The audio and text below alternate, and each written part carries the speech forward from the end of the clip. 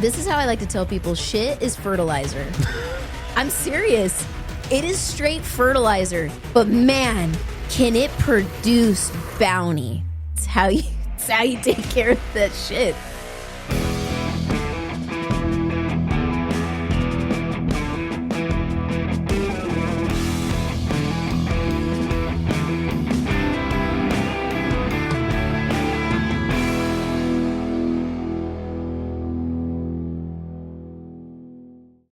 The world has spoken, my love, and they wanted to hear from you. So this is going to be a really good episode. Our last one was episode 54? 56. 56? That's close. Whatever. I think. Yeah, 56. 56. So this episode, I sit down with the wife. We are going to, since episode 100 went live, it went absolutely incredible, and we showed the world a little bit about our oldest child and what she is and who she's becoming, and such a strong follower in her faith, and just this young, incredible, blossoming young woman. And so I can't take the credit. You take some. You get a lot of credit. I'll take some credit, but everybody's like, "Oh, amazing dad," and I appreciate it, and it makes it feel incredible hearing all that. But you are the leading factor in this, in our home and in our children, and you have changed me over the years, and just been whittling away and chipping away at this old callous stone. And you've helped me become a better man and the version I am today. I owe a lot of that. I owe all of it to you, and obviously dragging me back into my faith, even though I've kicked and screamed for years. And we have a pretty incredible thing going on, and a lot of people ask, they want to hear from mom. So crazy. We want to hear mom's point of view. Let's hear from the wife, or let's hear from the person that has to deal with all of Bam's shit. So here we are. So if anybody wants to catch up on a previous episode, we go into how we met and all of the crazy fun stories of our early days and relationship. And so you can go back and catch that in episode 56. Yeah. We met while driving. So those new listening, we met while driving. Yeah. If you want to hear how that goes, revert back to the episode. But God's the artist. I'm just the apprentice, okay? So I got him the paintbrushes and all that kind of crap as he paints you. So I don't get all the credit for that, but I did intercede into that. Yes, you did. And I think that's important. That's something I want to share, because we laid in bed and I was nervous coming on again, which is so weird after Christy. Why? Just because I firmly believe that how you raise children, you set them up on the way to go, and they get a lot of credit for that. But looking back, we are very hands-on, and so I don't know. It's like that feeling of she's incredible just based on what has been planted in her and what is blossoming from that. It's been a lot of work. It's a lot of work. It's a lot. And that was a big question. Like, I had a lot of fathers reach out, and they're like, man, if there's one thing, what's the one thing that if I can do to get on track to have the relationship that you have with your daughter, what would it be? And it's a really hard question, because it's not just one thing. It goes to being able to co-parent, and we're not fighting each other. We're equally yoked in our marriage in almost every aspect. We have our differences. We argue, we fight, and we go at it, mainly over, actually, I don't even know the last time we really fought.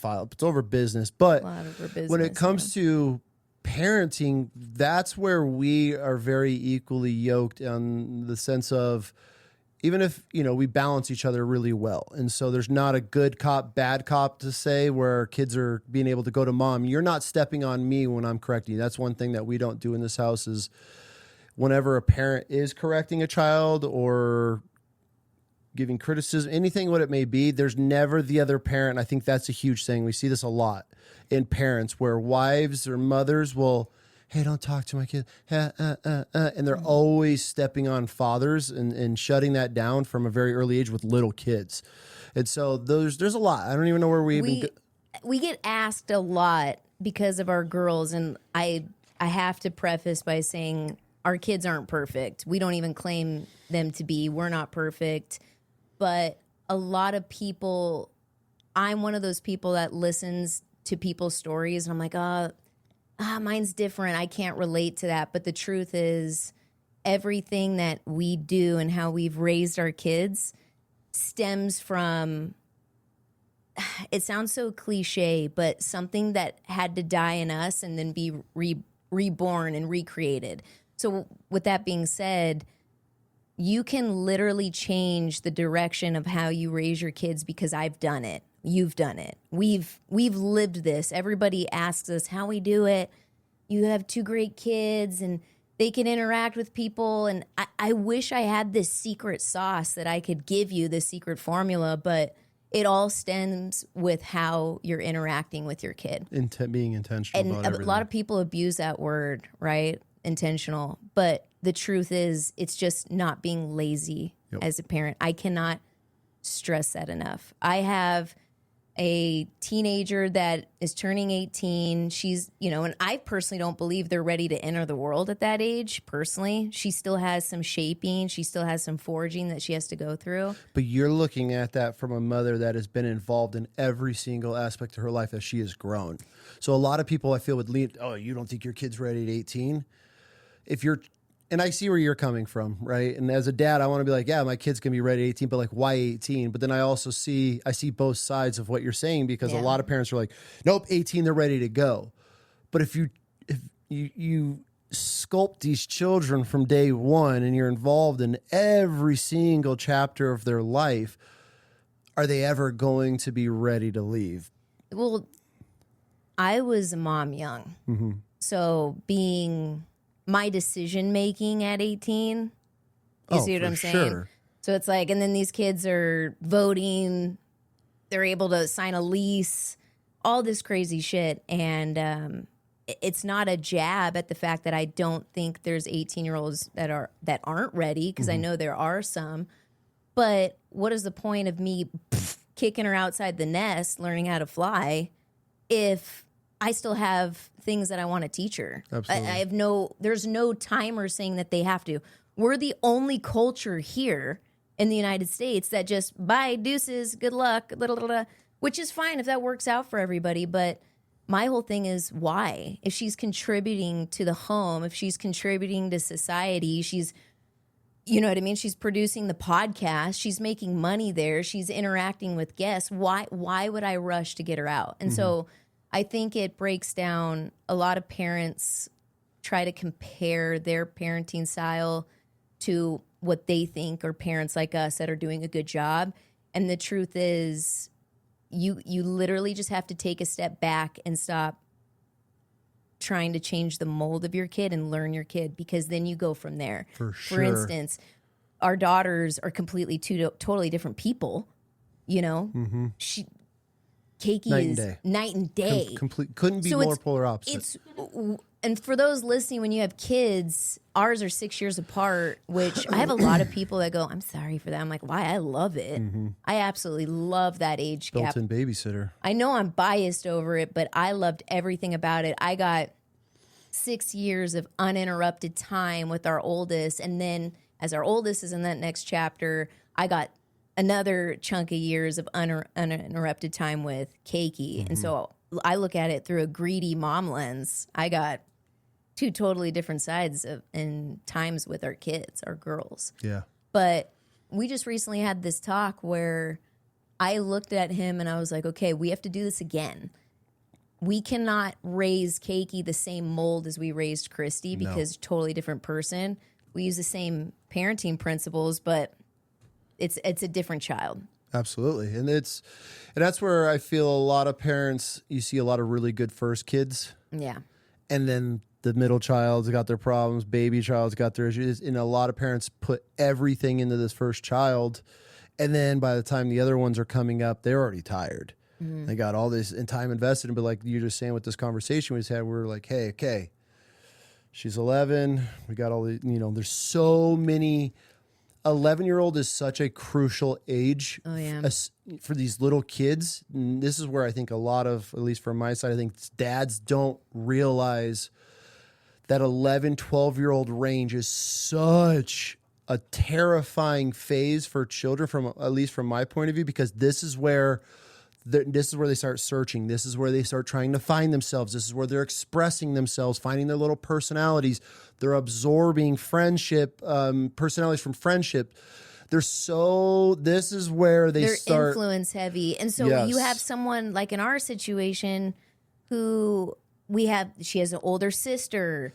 She's, more on the screen, her face is being shown. So the last thing you want to do is raise this child in the shadow of the older sibling. Do you see what I'm saying? And that could be sports. Because then they develop this identity of, oh, I'm going to not be myself so I could be like Sissy, or I'm never going to be like Sissy, so I'm going to revert to here. And that's a lot of shit that people don't realize. And here's the irony is I was an only freaking child. And I will die on this hill that I'm able to see it the way I have with our girls, because I never had to live that sibling life, that either sibling life of survival or sibling life of, like, I don't give a shit about my other siblings. Do you see what I'm saying? Mm-hmm. Like, you growing up, the three of you all had your own little thing. You and Dave kind of did your thing. You had an older sister. You had your own identities, and your parents grouped you and your brother together, right? Mandy was separate because she was a girl.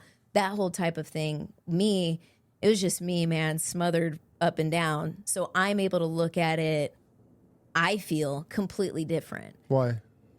I had my parents, I'm from a broken home. My parents did their best.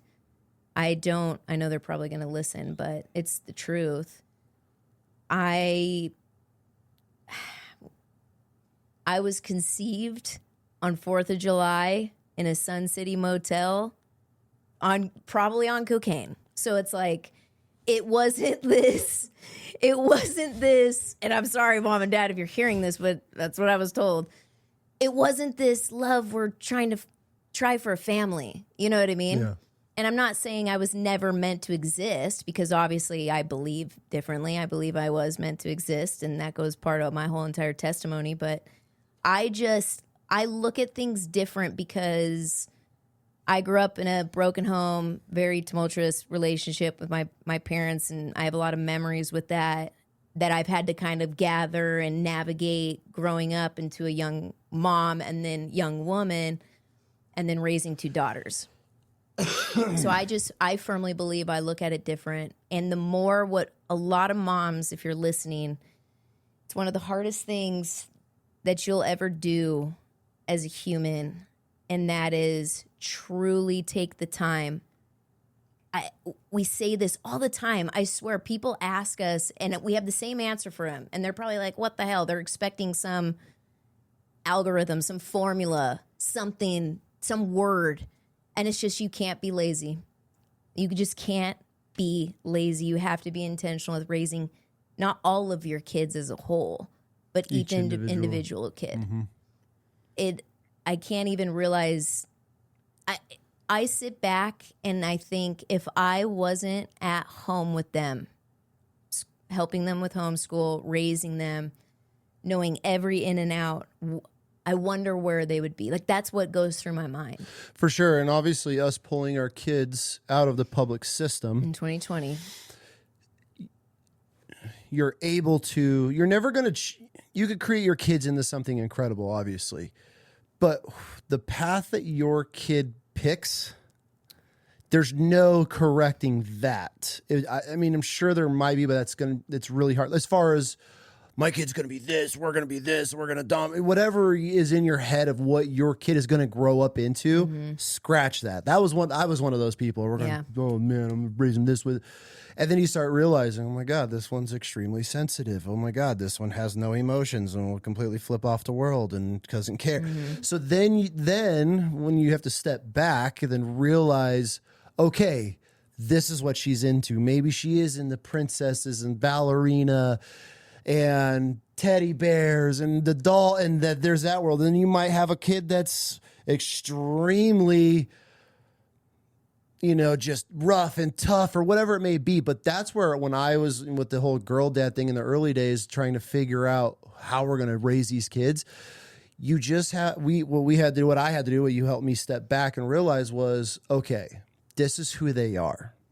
This is their personality. But once you learn that, okay, let's start sculpting that. Let's start, okay, she's very shy here.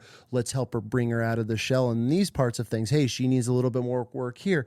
So it was really cool to be able to, during those times of the homeschool days, really learn your kids on how they think, how they process their emotions, how they learn, and then to be able to start really honing in the fine skills. And I think that's been one of our biggest advantages of being able to put out, like, I consider a top quality kid into the world that's ready, is 100% because they are not in the public system. I also feel a lot of parents mess up. And what's so crazy is it's not like I'm just this freaking savant parent that understands how it works and I have this whole book I know. That's not even it. It's what I notice because I caught myself doing it as a mom. And you almost have to like correct yourself, is most parents think that they could use that same mold, how they produced okay, Johnny turned out great. Right? I'm going to apply the same mold to it. And that is not the case. And they assume that's the biggest thing is, hey, I did it once. I could do it again. I'm just going to do the same thing I did with Johnny, right? He's going to BSU. He's going to kill it, this whole entire thing. And it's like I was having a conversation with Keiki the other day and I brought something up and she's like, well, what do you mean? And I forgot that I have to restate it and reinstill it in a different way because of how I did it with Christy is completely, it's different. I had to correct myself like a muscle memory, like what we discuss Starting all over. I'm starting over. I cannot assume that this child knows that X, Y, and Z is wrong or X, Y, and Z is right just because Sissy chose right. Does that make sense? Because Kennedy has a completely different mindset on how she processes things and slightly analytical, right? Like she wants to know why you tell Christy, hey, that's wrong, don't do that. And Christy's like, okay, right? And goes about the day. Kennedy goes, well, why is it wrong? Now, most people think, don't challenge me. No means no. That's how we were raised. We were raised no means no. And no does mean no. But let me explain to you why. I'm going to explain why to you I said no. And then when I do that, she's like, okay, does that make sense? She's like, she'll either be like, oh, okay, yeah, it makes sense. Or she'll be like, now I don't get it, which never happens. But a lot of these kids, and people wonder why some of these younger kids are still making these mistakes, is, well, we talked about it and I said no and I'm taking your phone away. Well, let me explain to you why I'm taking your phone away. And that this is not gentle parenting. Let me be really clear. I do not believe in gentle parenting. I'm not saying I put hands on our kids. That's not the case either. But to me, there's this huge disconnect with how we were raised and why we challenged the system. And I preach this. This is going to be like my slogan if I ever have a T-shirt, is I'm not going to teach you what to think. I'm going to teach you how to think. You're going to have your own opinions one day. We tell Christy, you're going to disagree with politics with us one day, and that's fine. You may not.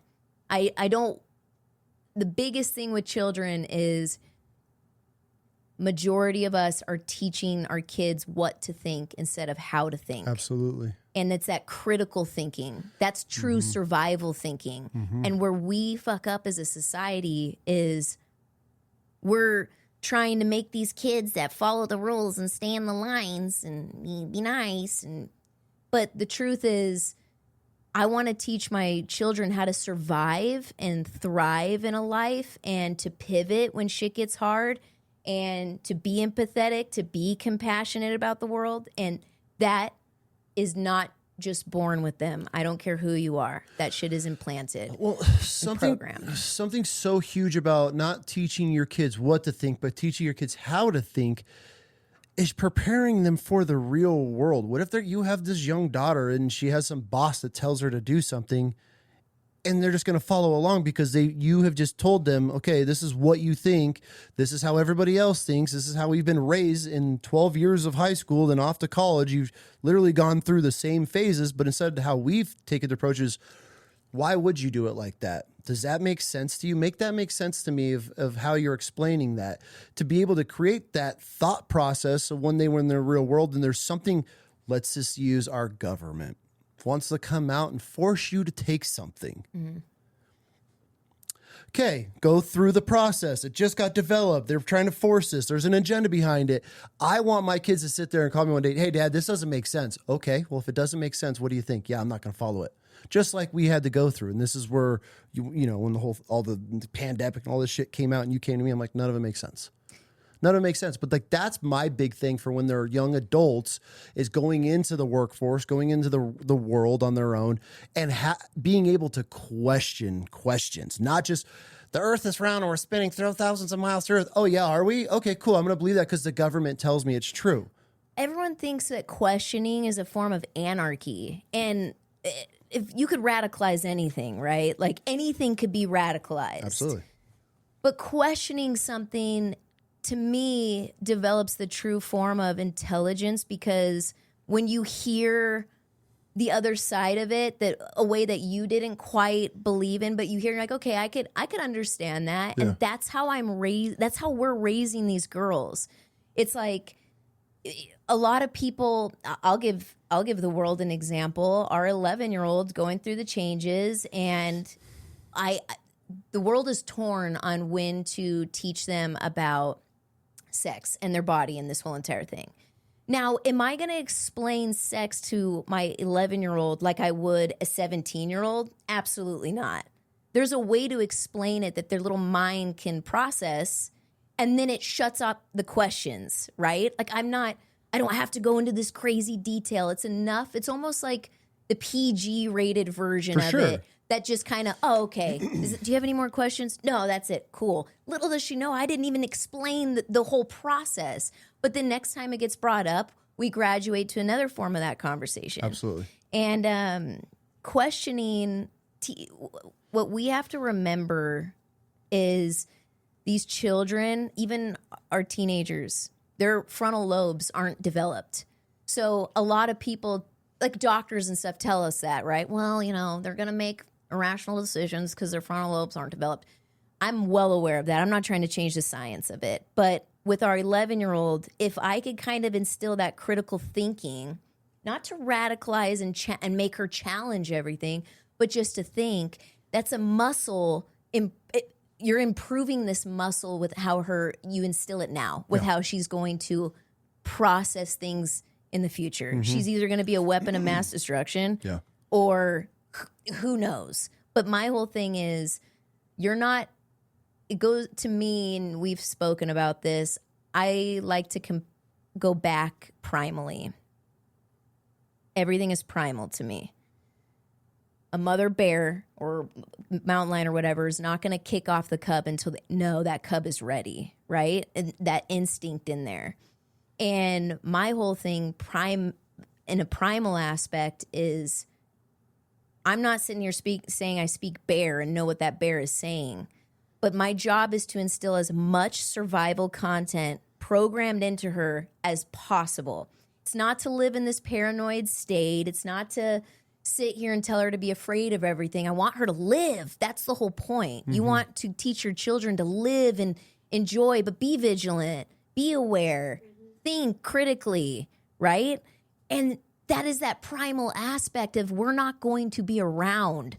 So are you comfortable right now, the moms listening, if you were to die, Lord forbid, are you comfortable and confident that okay, I taught her this, whether she's going to use it's on her. That's the hardest part about a parent. And that's the hardest part about a mom that I feel nobody truly talks about, because until you are spending a lot of time with your children, it actually makes it very, very, very hard to kick off those cubs, if you know what I mean. Because then you're going through the Rolodex of, well, have I taught her this? Does she know this? Yeah. You know what I mean? Mm-hmm. But it's the basics. The basics, to me, starts with critical thinking. And we're not trying to raise some freaking, anarchists. Like, it's just, We might get to that. it's just thinking critically for survival aspect and for thriving aspect. We just look at these kids. They're all just clones. None of them are asking questions. None of them are thinking. They all just go through the motions. They're all depressed. They're all miserable.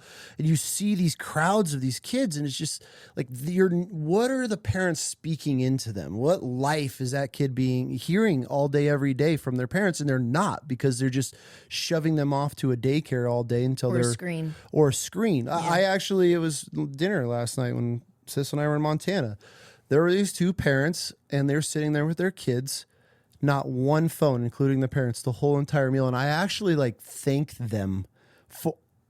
I wanted them to know that, hey, here's the product. Here's the name, my soon-to-be 18-year-old, where we just sat at this dinner table for 2 hours and talked the whole entire time.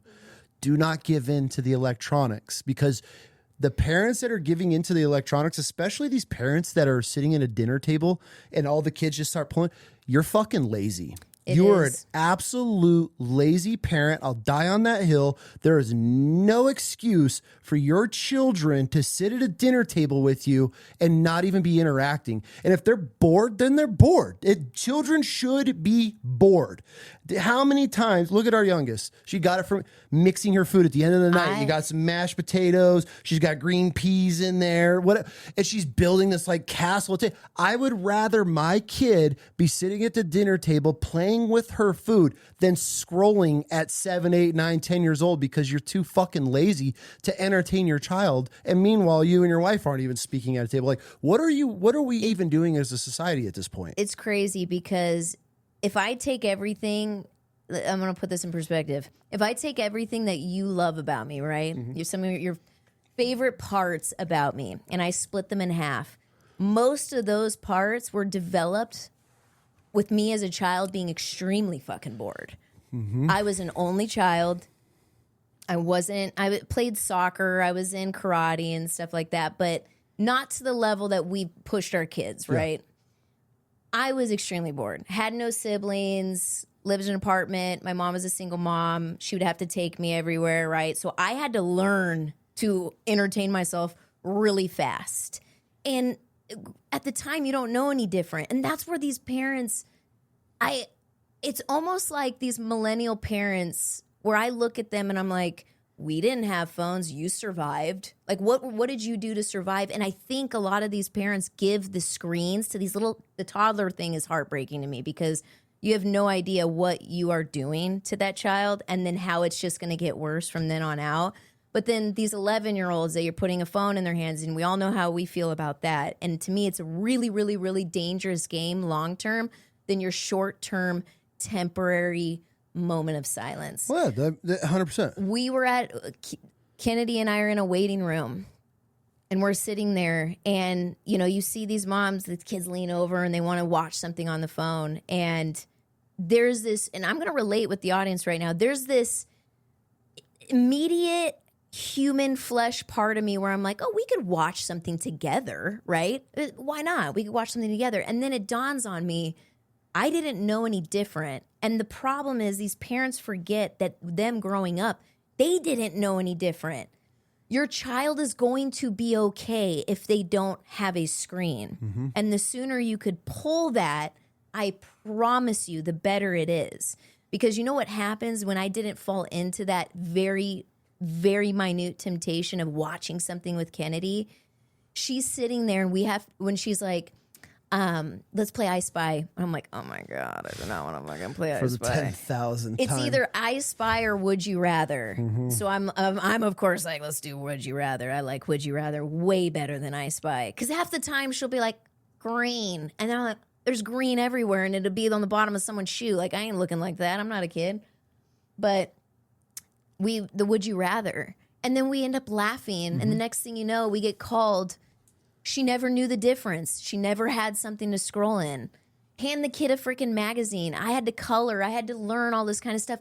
Talk to the kid. Challenge them with questions. And I know this is triggering for a lot of people because you're probably, well, I work this crazy schedule, or I just had a baby and I can't deal with my toddler.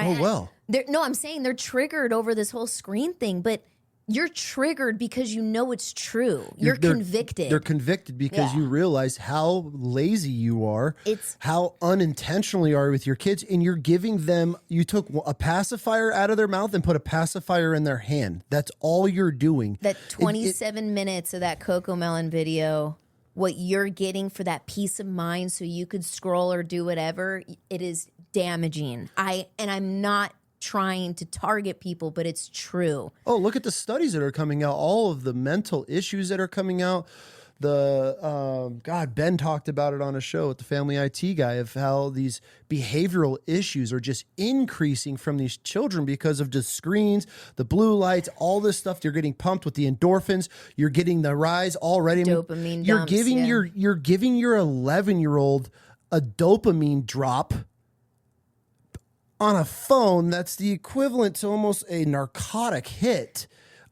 In a lot of cases more addicting, and you're starting your children on this. That's what I'm saying. This is where as a father, being where we are now, and I mean, how many times we see it? We go to dinner, there's a whole table, kids are pulling out giant ass iPads, they all got their things and they're eating one hand and they're scrolling.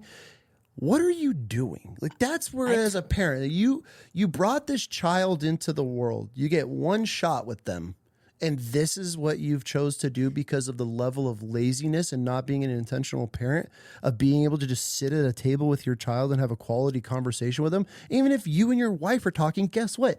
They could learn to sit there and shut up and entertain themselves. Well, we all did it. And how about just giving them, those little dairy creamers at restaurants? Stack a pyramid. Stack them up, make a fake smoothie, take our orders. All of us millennials and older forget that we were raised without it. Mm-hmm. So if we turned out okay, right? We turned out okay. Like I said, some of your favorite parts about me were developed in boredom. Mm-hmm. Actually, a lot of the shit that I have was developed in discipline, where I got in trouble and I had to write sentences and I had to read. Well, something that I think that's really cool is, our youngest is turning 12 soon.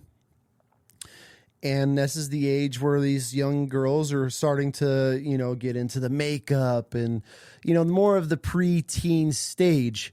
She's outside playing with horses and her toys all day because she doesn't have the influence of the world, of the internet, the sex, the crime, the violence, all of it that's being fed to these kids. And if you're like, well, my kid's on YouTube Kids, you're a fucking idiot.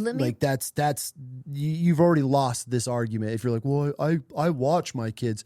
A lot of people don't know. They don't know. And that's the scariest part. It's 2026. We how long are we going to live with this? I just didn't know. It's the ignorance is bliss, babe. It's the ignorance is bliss. They think, we just had this conversation. We downloaded Bark. We're okay. Well, is your child okay? Yeah, their little iPad tablet stays home. They're going over a sleepover. Little Susie's a great person. Do they have Bark? We don't know, right? And for those wondering, Bark is this platform. Does their 17-year-old brother that the parents don't watch anything have it on his phone that they're using? I think a lot of it is, once again, I'm going back to primal. We get lazy, we get complacent in society as parents, and we think it's not going to happen to our kid. Mm-hmm. It's not going to. I'm hands-on. No one's that dumb. I know I got in trouble. I can see it coming. The craziest thing is I freaking like Rapunzel rappelling out of a freaking apartment window, younger than Christy, and my mom didn't catch me until I didn't come back home. My mom probably could have put money. I would have never have done that because I made it back in every time. You see what I'm saying? So I can't apply this logic like she can't get anything past me. Bullshit, man. Times have changed. Oh, yeah. Times have changed. Yeah. And it's now in their hands. And I get it. I 100% get it. You want the moment of peace. You want to doom scroll, do all that kind of thing. But I'm telling you, I cannot stress it enough. Your short-term relief is taking a cost long-term on those children. And you could change it now. It's going to suck. Yep. But you have to do it. You have to. If you want to start having children that you have a true relationship with, there's no need for your kids to be on any electronics. Let me put this in perspective, okay? So I'm going to compare me. to our youngest, who's gonna be 12 soon. So I was about a year older than her. Now she's not in school. I was in school. At 13, I was still playing with Barbies, but no one knew about it. Now, when I say playing with Barbies, I wasn't like, hi, Ken, hi, Barbie. It wasn't like that, but I'd dress them up. I'd love styling everything. Barbies were life. There's no way in hell I was telling that to people in middle school. In middle school, my identity was formed around the fact that I hadn't started my period. I was a late bloomer, but all my friends had. I wanted to fit in. So here I am secretly playing with Barbies and then lying that I started my period. Like, what the hell? Right? Mm. Well, now looking at it, I look at our youngest who, I said this in our first one, you almost preserve them in time. For sure. They're almost, and it's not in a way that people, like how we used to think homeschool kids are weird. It's different. It's, no offense, but it's reversed. Kennedy can have a full-blown conversation with neighbors, sell bread, get raking jobs, negotiate with business with her little raking. We'll pay you $10 for the front yard and $10 for the back. She's like, actually, it's $20 for the front yard, $20 for the backyard. And they're like, oh, okay. Yeah. Like, this is coming from a 10, 11-year-old girl. And here she's outside of that influence. And here she has no shame playing in the front yard, her horses. You know what I mean? That's one of the biggest things. One of the greatest things that I have picked up on from homeschooling and our kids being out of the public system is that you almost put a time capsule. You get time back. You get a lot of time back. You put this time capsule around them because they're not evolving with the trends and the fads and everything that's going on in their class with them. And the girls, like you're saying, wanting to be cool, lying to fit in. Mm-hmm. You just have this innocent child that's living in their own little world. Granted, socializing how all the ways we do, but there's no pressure, and they're not seeing and hearing all the vulgar, just horrible shit that these kids are into and looking at and searching all day, every day, and bringing to the classroom with them. Now it's like we have this little time capsule of your child in there, and it's like, as a dad, why would you not want to preserve their innocence for as long as possible? And then you see the other kids their age, and you hear how they're talking, you hear the conversations, what they're built around, how sexualized these little kids are already speaking, and you sit in. She comes home, she's like, oh my phones God, in school. They're saying they said this, and it's like, oh my God. And it's probably quote unquote normal conversation for this age group, but I don't want my kid to be normal. I want to preserve that, where instead of her worrying about her shoes or her clothes or fitting in with the cool kids and all this other stuff, she's building a business. She isn't door knocking. She's watching the kids in the neighborhood, and all the parents are just, here you go. So she's building so many life skills by dodging the bullshit that these kids are dealing with all day. And then here she is just playing. But there's fucking horses and dolls and everything all over. We have the most white trash yard in the neighborhood. You should throw that up. Except the address, but we literally have the most white trash yard because bikes, easy rollers and toys and little trinkets, and there's a little house built out of moss and a lean-to she built. And as a dad, I pull into the driveway and I see her, and she builds this whole rock walkway for her little mushroom town that she made out of clay and builds all these characters. And I'm sitting there in my truck watching. I'm like, that's what I want. Like, why do I want to walk in my house and my kids scrolling at 11 years old, got their own iPhone already? Like, that's disgusting sad. to me. It's really sad. No, because, and that's where I have no sympathy toward our generation, the millennial generation, because we know better. We know better. I firmly believe, and so many people agree with me, we were the truly last great generation. For sure. We had Y2K, right? We had 1 foot into the future and then 1 foot out. Like, so we had oh my gosh, the internet's going to take over, and Apple iPod and all this kind of crazy shit, dial up, and then still drinking out of hoses. You had to call houses. We were the last, to me, great generation. And the saddest part is that there's so much negative shit around millennials. I spin it opposite. I'm sitting here going, us millennial parents are so dumb because we know better. The boomer generation, I feel bad for them. They were the most lied to generation, right? Here we are, like I said, 1 foot on each side of the generations. We know better. We should be better. We're lazy. But that's what I'm trying to say. The millennial generation is one of the most laziest generations. We want to blame these young kids, but it's like here they felt. This is what I want to tell if the other millennials. I want to be like, you fell for it. For sure. You know what I mean? Like you fell for it because I have never once felt comfortable to be like here and prop this up. When I see other people do it, I'm always like, please don't. Oh, especially in a stroller. Please You got a kid in a stroller holding an iPad at 1, 2 years old. They don't know any different. These kids don't know any different. So you're literally programming them. Nope. So it's like I could preach about this and rant on this thing all day, and it's sad. And if you feel upset about it right now, you're convicted. 100%. And you could change it. You truly can. It's going to suck depending on the age of the child and how long they've been dependent on it. But you and I both know if you can't put your phone down, okay, and you're a effing adult with your frontal lobe developed, imagine a child. It's sad, man. When you put it in that perspective, it's really disappointing. I really feel bad. I truly That's do. what it really is. Like I see that. That's why I wanted to go out of my way last night and thank those parents or just tell them that I notice, hey, this is, and I'm like, it's not going to be easy. And they're like, yeah, it's tough sometimes. It's worth it. It's so this worth time it. right now for the next year or two.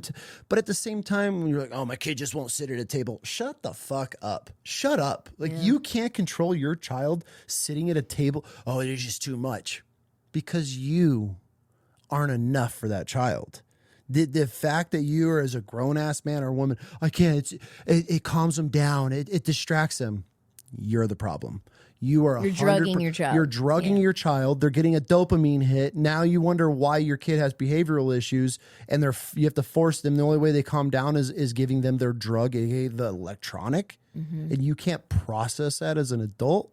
That's where I'm out. Well, my whole thing is think about the parents who don't think that way, and then they're trying to parent, and then they take the phone away and think this will teach them. It's like, no offense, but you've made that child dependent off that phone. Yep. You know what I mean? And you're pulling it. What?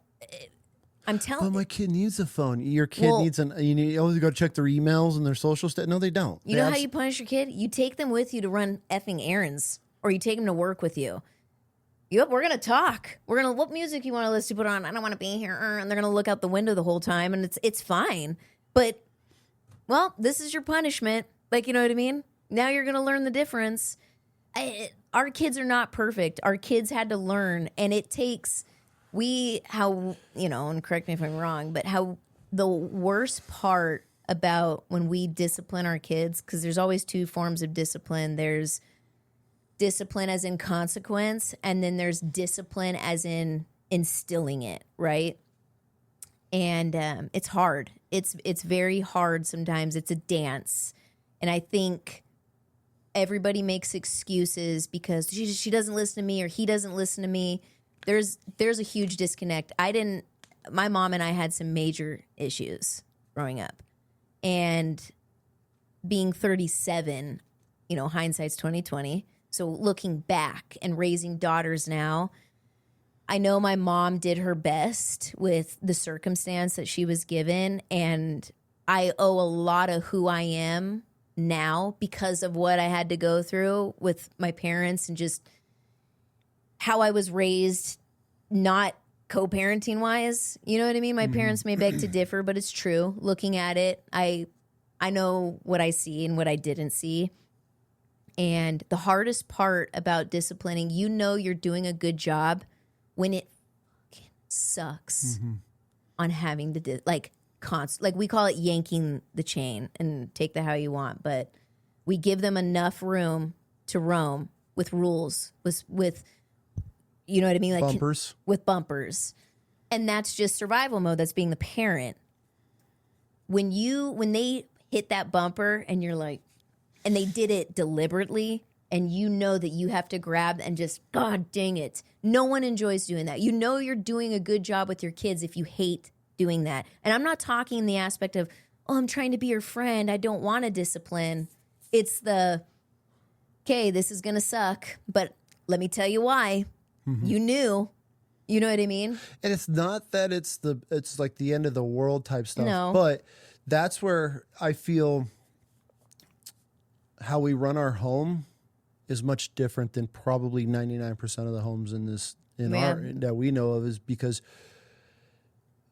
we run our home very just. Very just and very raw, real, and honest. Real, raw, honest, straight to the point. We don't, and that comes from us figuring out our generational curses. And I grew up in a home where I'd watch my dad beat the shit out of my mom, and then we'd be fine the next day and nobody would talk about it. Mm-hmm. And I grew up having to over-explain everything, always having to talk about something, but I didn't want to talk about it, right? So you have those two cultures. Knock down, drag out brawls.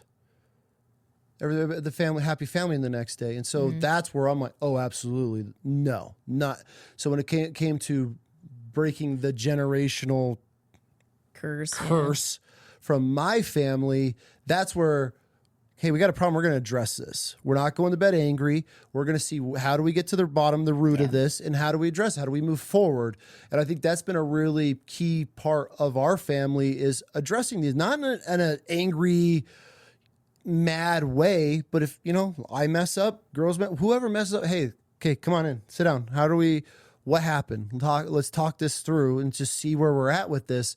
And that's helped a lot. But when it comes back to running a home that's fair and just, it's hard. It's really hard to do, because especially me as the father in this home and running the house how I want it run with my rules and things. And obviously yours as well, is not just, me setting it. But if I'm like, hey, I want you home at this time. This is just an example I'll use for people listening.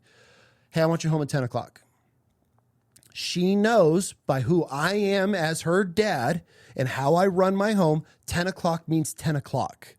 That's not 10:05. That's not 10:30. If it's 10, you're late. If it's 10, you're late in our home.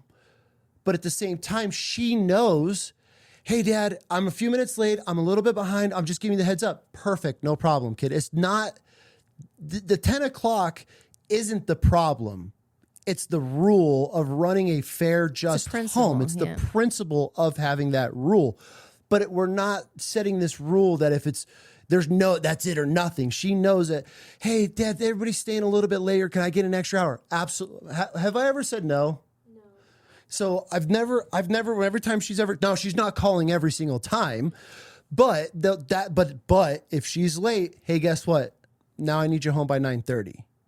Just because your kids have to know, if you have this rule in your home, that it's set for a reason. And there's especially from my point of view, is traveling the world, seeing what's out there. I want my kids, when I tell them to do something, they're doing it. They're not questioning it in the fact of like hesitating. Obviously, we talked a little bit earlier about, asking questions, but hey, I need you to do this now. Get it done. Boom. They're on it. Hey, I don't need you to do this. This is how things are going to move forward. And then obviously, I'm trying to think of other examples. You probably have some good ones. But when it comes to running a house that's fair and just, even though they're little rules and they might be little for you, it's letting your children know this is set for a reason, and this is why. And so when that rule is broken, that's when there's repercussion, not in this huge negative way, but they need to know, hey, Dad, when Dad says this is when it's going to be. But they have all the freedom in the world. Does that make sense? Yeah. I don't know how to explain that. It comes down to, there's going to be authority in life. Yes. So if you sit and you go, hey, question authority, right? You have the radical side of it. But if it comes down to, okay, and this goes into, we could talk about how great our kids are and how we do it, but the truth is, you have to die to yourself in order to lead anybody, whether it's your kids, a group of people that depend on you. This all stems, the best part about every story all stems from faith. There's always a root of faith. It rings truth. And in order to lead anybody, you have to die to yourself. In order to be first, you must be last, right? Mm-hmm. So my whole thing is, we didn't just become these, we pump out these great kids. It literally took versions of us healing shit that we were like, hey, this is not normal, right? Mm-hmm. In order to raise children. And I think a lot of listeners forget that. We listen to the Mel Robbins, we listen to all these little TikToks, and we get all this great little parenting advice. We're like, oh yeah, we're going to instill that. But they never do. We never do. The truth comes from you. How your children are being raised stems from you. Mm-hmm. And there was a point in time where you didn't like all that shit in the front yard. And that's the truth. And I think that's where a lot of people need to hear the versions that we always talk about. Oh, I'd get irritated. That you had to die to. And that stems from that generational curses of a lot of dads. It comes through that control thing, like, they're not listening. I hate coming home to a dirty house. I hate and they bottle it in, and then it comes out in other shit. And you and I both had to literally kill versions of each other, not only to make our marriage stronger, but you cannot raise successful kids in the same home. Let me preface, unequally yoked and different parenting styles. I don't care who you are. It'll never work. Challenge me, leave a comment, whatever. It's the truth. I've lived it on the other side as being from a divorce home. I had a dad, pick me up once a week, see me every other weekends. And then when I was a teenager, moved in with him, I had all the rope in the world to hang myself with. And then, living with my mom, I had a lot of restrictions there, just completely different everything. Mm-hmm. And so am I going to bring that into our marriage and unload that? This is how we're going to raise our kids? I went through some messed up stuff and made a lot of bad choices. And here you came from Christian home, mom was stay at home, everything's hunky-dory, but no one knows what's going behind closed doors there. Are you going to bring that into this marriage? And I think a lot of these parents that are listening and thinking, they're like, holy shit, they haven't healed that form of them as a child, and it's coming out into their kids. Absolutely. It's true. The version of my dad used to come out in the girls with the anger, everything, the irritability, I need to, just all that shit. And then once it came to really processing how I was not raised, but more watched, and then obviously my influence, and then into my teen years, and then that's why I really realized, I'm like, God, what? Like, yeah, my dad was a great dad growing up. They did their best. My parents did their best, but for me, it wasn't good enough, especially in my teen years. And I look back at it now, and I'm like, I want nothing to be anything how my parents were, especially me as a teenager and young adult. That's where I want to 100% break that generational curse. It's like, well, this is how I have so many men that reach out to me. Well, this, man, I don't know what it is with my anger. I'm so much like my dad. And there it is. Mm-hmm. There's the root of all evil. Yeah. Is if you're acting like your parents, but you don't have a relationship with your parents, how does that not trigger you to wake up and go, yeah, I should probably rethink of how my parenting skills are. And that's what it took me. You pushing on me. Do you want to know what it was? Is I grew up with my dad will never listen to this. I grew up with the textbook daddy issues. I was raised on my dad's side, very independent. You need to never depend on a man. I was part of the boss babe movement. Gross. Right? Like I was. That's why I feel so passionate about how I am now. And I'm not sitting here saying I'm trad wife. That has nothing to do with it. I was raised literally in my younger years, boss babe movement. Be an independent female. Travel the world. Don't settle down. Date as many as you. This is coming from my dad, right? This is coming from my dad. Yeah. I was radicalized. My mom was a lot. I was anarchy toward my mom, right? There was a disconnect there. And looking back, my dad, the epitome of daddy issues. Now, one would argue, well, your dad did his best. He was working. He worked out of the city, and that's not his fault. you could bend that as many different ways as you want, but when you really break it down and when you're truly like awoken to childhood trauma and stuff that you had to navigate through in order to be a better wife and parent now, is my dad never once ever told me I was beautiful or ever said he was proud of me. Ever. I'm proud of you, and I think you're pretty beautiful. Thank you.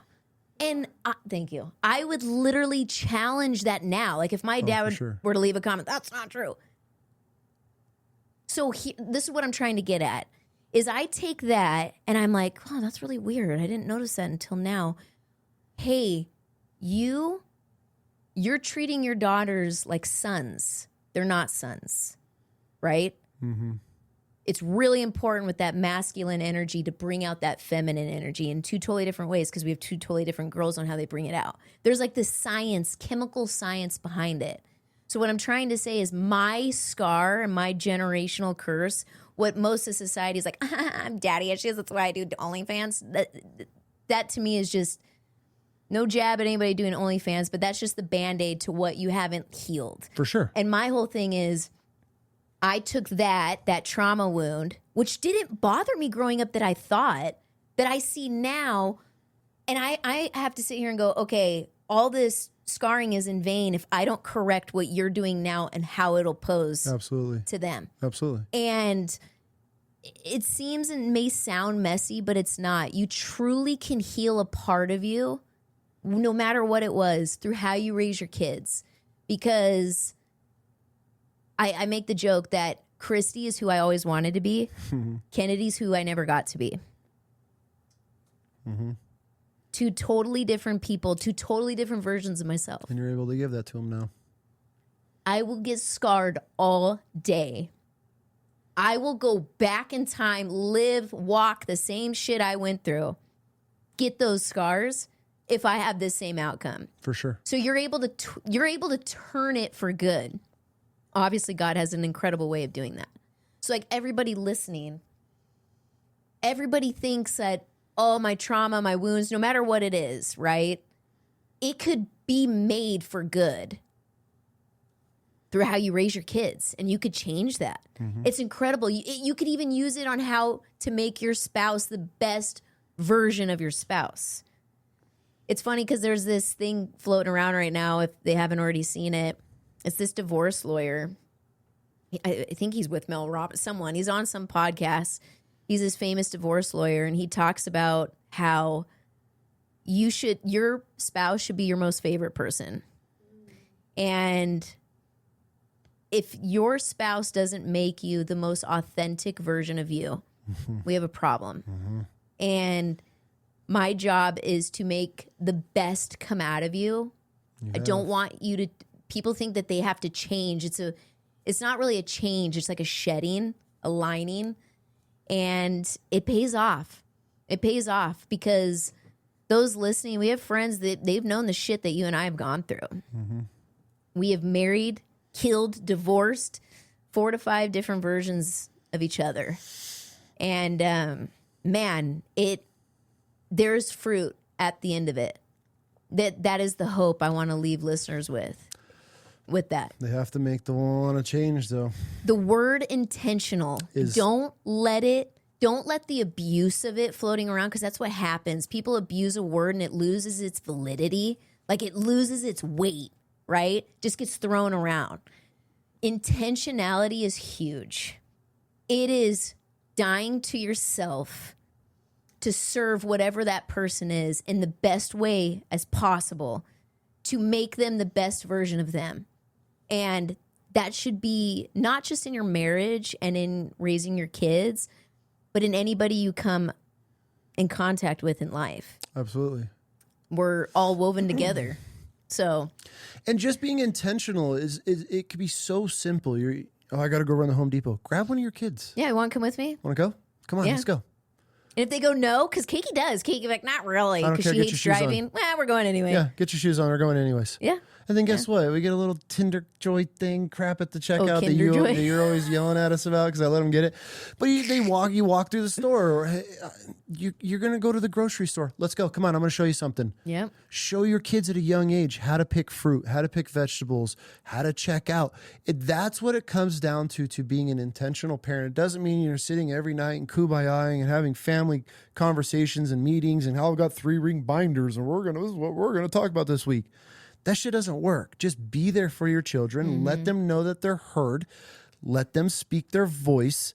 And just be there for them, just be in their life. But now with technology and everything that's going on, is like you have these other people that just live in your home and you're just feeding them for 18 years and then off they go. And it's so bizarre to me. But just being intentional is the biggest thing that you can do to raise incredible kids. It's just show them what you know. Take them places. It's the more, to me, the quality of life, because the more your children enjoy that.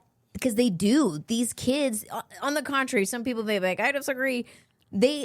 Kids, I feel, crave structure. Absolutely. And discipline, because it does something to the brain. And for the longest time, like, let's go way back in time when I was forced to freaking read and write sentences because I got in trouble. I love reading, and I could read extremely fast. I have all these strengths from it, and some people are like, that's not a strength I would count. Well, to me, it is. And so to me, it's now something I instill in our kids because I think it's a dying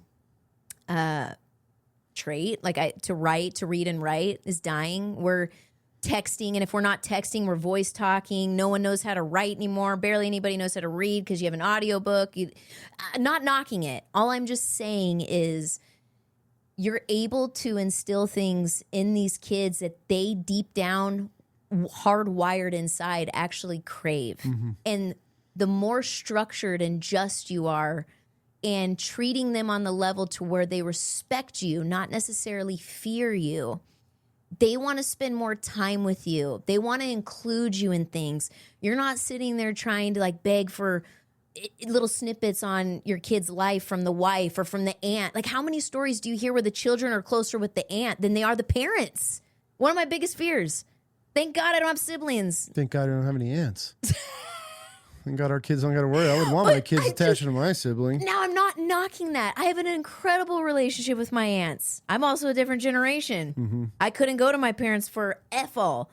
Okay? So what I'm trying to say is, when you have to recreate the kink in your family chain, I feel be fucking proud of that.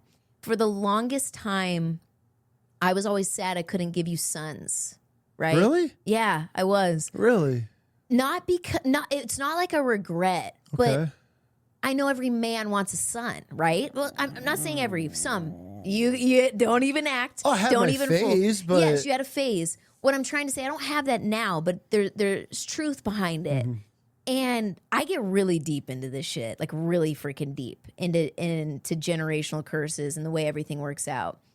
Is my mom and dad, technically, I'm sorry, mom and dad, but you guys were never supposed to be together. They got pregnant with me, and then my dad got married, which I'm sure was what was considered the right thing to do back then. But they just weren't compatible. Looking at it now, it just would have never worked. And I have many reasons on why I think it would never work. But I used to think, okay, I'm a daughter. My dad, my maiden name ends with me, right? It ends with my dad on my dad's side of it. My dad, the Townley maiden name no longer continues through my dad. It will through my dad's brother and all that kind of stuff, but through my dad. And I'm sitting here thinking, I'm like, God, that's freaking wild. And then here you didn't create, your brother passed away. He has 2 boys who are marshals. That'll continue there, but through you, it ends through you. And I used to think like, man, this freaking sucks. But then everything shifted in perspective. And this is where I nerd out on this, is I believe that your chain link was meant to be broken through you. Because your father has a father wound. Oh, big time. Okay, you have a father wound. And think about how far that goes back. We don't even know how far it goes back. I have no idea if your dad's dad has a father wound, right? I'm looking at mine, I'm going, okay, I have a father wound with my dad. My dad has a father wound with his dad. My dad would tell me growing up he was never told I love you by his own dad. Yeah, my dad had all kinds of, his dad was a piece of shit. When you really break down, there's no excuses there. It's almost so in your face where you're like, huh, shit, starts with me. There it is. You are literally, and this is how a redeeming God works, is he looks at you on your side and he's like, you know what? You're not meant to have sons. You're going to have daughters. And they're going to change from there. It's like a blank slate. Mm-hmm. And some people, depending on your perception, may look at that bad. But to me, I look at it absolutely beautiful. Because you and I get to be the chain breakers with that. And then watch where our girls roll with it. Mm-hmm. Because they're going to get married, take on a name. They're going to mesh their culture with their man's culture and then grow something. Absolutely. And I hope that gives some little bits of hope for people out there who struggled with whatever they grew up with. You can literally change it. I firmly believe that how you approach it, and I'm a woman of faith, I'm a woman of God when it comes down to it, he will give you that insight if you ask for it. And sometimes it is frightening on how eye-opening he makes it. And then you get to run from it with your children are yours to steward. They're not yours, but they're yours to steward. And man, it is really incredible. And that's that intentionality. Mm-hmm. That's what I was getting at, is being intentional of stemming it back. And how do I make it great from here? Let's talk homeschooling a little bit. Okay. Unless you want to keep going. No, you'll go for fucking days, but. I know there's a lot. There is. We'll cover some. So, homeschooling is a big part of our life.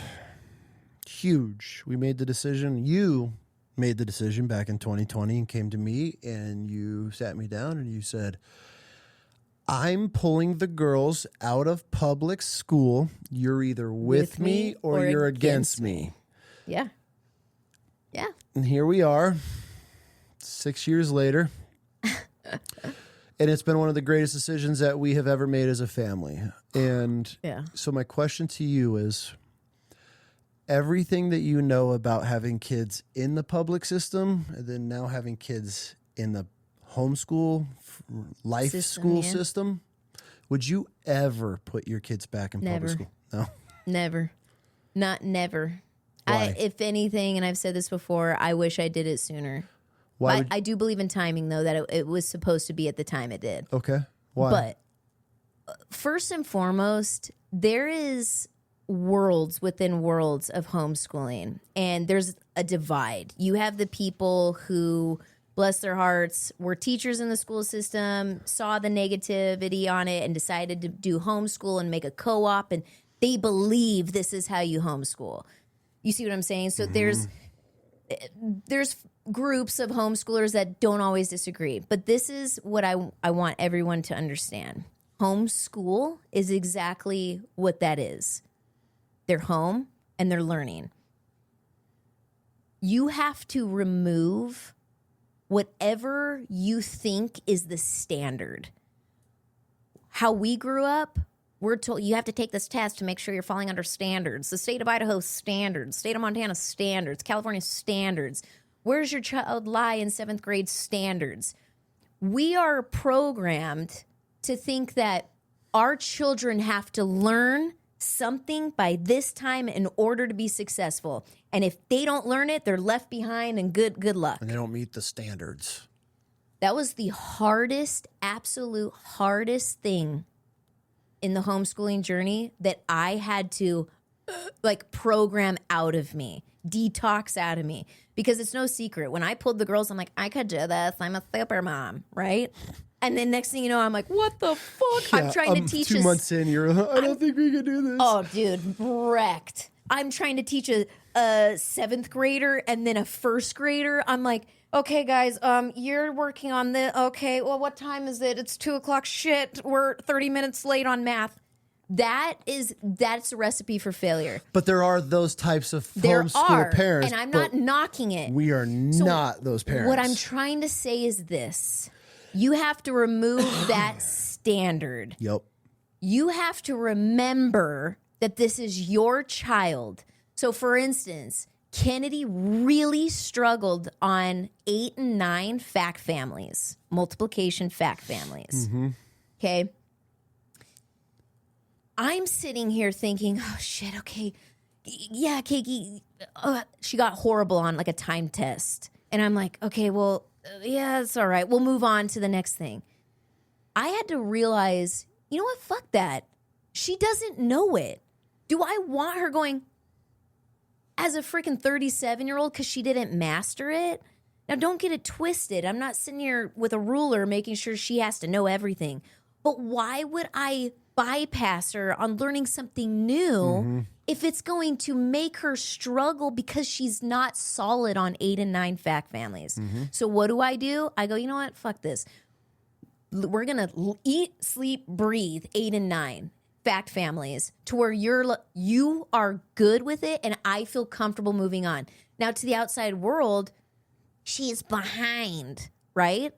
To the standard. To the state standard, to the federal standard, to a standard of people who have never met my child, telling me that she's not smart enough to move on to it. You want to see me lose it? Have a group of people who have never met my child making standards for my child. Now, argue all you want with it. It's the truth. If your child doesn't know something, it is your job as a parent to make sure that they understand it, or else you're setting them up for failure. Christy, and I'm sorry, love, I don't mean to pick on you. Christy was in the system till 7th grade. Okay, so when I got her, she was on the struggle bus for Algebra 1, okay? For Algebra 1. Some people get it, some people don't. That doesn't mean you're dumb, and that doesn't mean you're smart. So I'm sitting here pulling my hair out because I don't understand how she doesn't get it. It's algebra's rules, right? It's a set of rules. Math is a set of rules. I had to literally rewire her, go back in time, and figure out where did it blip in her brain, or where did they skip her ahead? Where's the missing link? To where we lost her, right? We lost her on where was the disconnect? And that was the biggest eye opener for me. So then when I had Kennedy roll around with advancing in math, I'm like, oh yeah, we are not going to learn anything new until you understand it. Which is crazy because obviously our little one's an Excelis, and that program will not let the kids move on till they... Yeah, it'll keep feeding the same stuff to that child and help videos until they understand it. Now, this isn't a fire, depending on your child, Excelis is a fire and forget, okay? Like if your child's independent, they could go and they could do 40 hours in 1 week. It's an accelerated. For Kennedy, it's used supplementally because she's a hands-on visual learner. She's both. She has to fidget with something and watch you do it and actively do it. But that's one of the best things that I think about homeschooling kids, because you have those style Learners, kids that are fidgeters, and they could sit there and just be fucking off the whole entire time, but then you ask them a question and she'll nail it. You know what they call that? ADD or ADHD. Okay, 100%. Okay, in school. But in life, I even hate homeschool. I think we need to change the term to life schooling, because that's where I think we are more life schoolers for our kids. But you take our little kid in here, if she was in a public school, we need to talk. She's labeled. Yep. She has ADD. We need to put her on this medicine because she just can't sit still. But here we are, pull her kid out of school. Hey, here's a fidget spinner. Here's a whiteboard with a magic eraser. Go to town. And she's sitting there just drawing, fucking with stuff. And then you go through a whole lesson and she could tell you every single thing from it. So she is, okay, here's what I learned. And I live this, so I understand it. There's a time where I was teaching her and I'm like, pay attention. You know what I mean? Repeat it back to me. And she was just not. And I'm sitting here like, oh my gosh, right? The same logic that you try to apply with another kid, totally different kids. Did all this reading, found out that she's under stimulated in her mind. So when she's bouncing on the chair or going up and down in the computer chair and she's not repeating caterpillar back to me, spelling caterpillar back to me, right? I'm like, you're so smart. Why is this not happening? in school, she'd be labeled ADHD or ADD. You need to medicate her, blah, blah, blah, blah, blah, this whole entire thing. So what do? I go, okay, let's try something different. All right, Kennedy, take this marker. I'm going to give you a word, and I want you to spell it. You have one chance to spell it right. If not, you lose a point, right? Okay, so she's now challenged. I'm trying to overstimulate her. So not only do I give her a time frame on when to get it done. A task. Right? So a countdown. She has to spell it right and make it back to her seat by a certain time. And people are probably like, what the fuck? But that's how she spelled caterpillar. Mm-hmm. That's how she was able to spell things by, okay, all right, are you ready? This word's going to be hard. And she's like, I could do it. I could do it. So what does she stop doing? She stops going up and down on the chair. Do you see what I'm saying? Mm-hmm. Now, not every kid is made equal. Every kid is different. I'm not saying that. But that's you as a parent learning your child. That's me not being lazy, not accepting something that I'm told to just accept. It's me going, nah, we're going to try something different. Mm-hmm. Here we are. So now everything is a challenge. So Kennedy isn't ADD, ADHD. She's understimulated. Yeah. Her brain wants more. That's why her hands are trying to fidget with something and she's spinning on the chair. I'm not stimulating my child. Yeah. So that's where it comes down to. Nor's a teacher that has 30, 40 kids in a classroom, and then now your kid's in the back unstimulated. And they're left behind. They're left behind because they have no idea how to process it. I firmly believe you were one of those kids left behind. 100%. And everything that I see now and look at it, it's heartbreaking. It's heartbreaking because I have limited myself in so many things throughout my life because of how my mom took zero effort, nothing on pushing my brother and I as far as academics to push and to make sure we were back to the fucking boomer generation. They just don't know anything. So here, I wasn't on any ADHD medication, but they're like, oh, he has a learning disability. Oh, he's got this. He's dyslexic. Dyslexic. Yeah. And then now as an adult, I'm looking at all this stuff like, what? Nobody ever took the fucking time. Every child is teachable. I was just sat in the back of the class and nobody ever called. Nobody ever took any extra time. My mom did not force us to do anything when we were home. I never read, never wrote, would knock out my homework or when I got older, fucking have some kid or girlfriend do it for me. I just skated through it all. And then I look back now, I'm like, God, nobody took any time like you have taken for our kids. Nope, we're going to learn this. Nope, we're not moving on until we figure this one out. And it's incredible what we're able to do now for our kids, but it's so sad me being a product of that and always having doubt in my head, being able to go after certain things and jobs and it titles. Affects you. And this, okay, so I want to put this in perspective because a lot of parents think that they're not qualified. I am not a teacher. My God. But here's the thing. The world, because you have these teachers who, we're not pro school system, but you need to have some type of structure with this. This is what I'm trying to say. If I can teach my child, this is, to me, the cherry on the cake. I'm not qualified to teach a classroom, but I am qualified to teach my child. For sure. Okay? And if I teach my child to think critically and to be okay with not knowing everything, but to search for that answer, to question and to look into it, like I said in the beginning, true form of intelligence is knowing and possibly understanding both sides and then developing an opinion on that.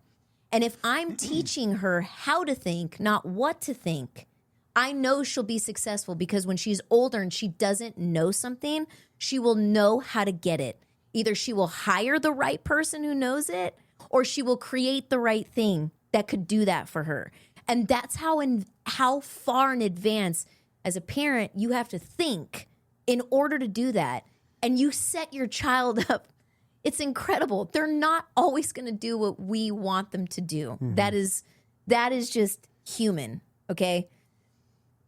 But if I raise her a certain way that's imprinted and programmed in her, she could go off the beaten path if she wants to. That's a choice. She'll find her way back. But regardless, I could sleep at night knowing that I'm teaching them not how to be successful, but how to become successful. Absolutely. That is what I want every parent to know and to understand, is that your child, no matter how many you have, 1 to 12 to 15, They are special. They have a special way on how their brain is working, how you have influenced that. They watch you. I did not realize how in tune they are to our lives until homeschooling and discussing business around them. It's hilarious because you and I will talk business or be talking about something, and then they'll chime in. And us is in the middle of this heated, not conversation or confrontation, but whether we're arguing or saying we disagree with something, they'll kind of chime in and we're kind of like, what? You know, and we're like, oh shit, that's actually kind of a good idea. Yeah. And they're like, what are you talking about? Well, no, never mind. It's crazy. Yeah. You're just, man, we forget. We're raising little people, and they're going to raising become the next generation. And, Man. and you're raising the next generation by sticking your kids in fluorescent lights that are built around a program that mimics the prison system. And they ride in buses and they got to raise their hand to go to the bathroom and to speak and sit in rows and do what you're told and take these tests and no critical thinking. And like, that's raising the next generation. Or you pull your kids out of school, you're teaching them how to critically think, how to think for themselves, how to process things, how to handle stress, how to develop into their own person. It doesn't even compare. There is not one person on this planet that could ever convince me that putting your child in a public school is better than homeschooling them. There's nothing. There's nothing on this planet that would ever convince me otherwise. Just because of the product that we are putting out from our children since getting out of the system, and then being able to watch their peers still in the system and seeing how this is your children, and then we went homeschool. Phew, and then all the rest just stay. It's just this cookie cutter every year. Chrissy, where were we? Oh, the airport. Yeah. Dude, these kids are just clones. All the same, dressed the same, all the same haircuts, all look this. And it was just like these little packs of kids, and we're all like watching them like there's no originality in any of these kids. And so the fact that you just be able to branch out into so many different ways of their own style, their personality, what they're into, their own fads and trends and all this stuff. You're not keeping up with the Joneses. It's like I said, it's the greatest decision that we have ever come up with. And this is something too. I mean, this is a big question I get. How do you do it? Like how do you teach your kids? That's the secret sauce. You get to raise your kids however you want. Now, if you're the parents who are like, we're up at 8 o'clock, we're going to be on school by 9 o'clock, we're going to have breakfast at 8:30, and then this is this and this and this and this. Keep them in school. I mean, if it works for you, it works for you. We're not those people. The fucking girls might go 3 or 4 days without doing any school, but we might be on the road. We might be working on a project.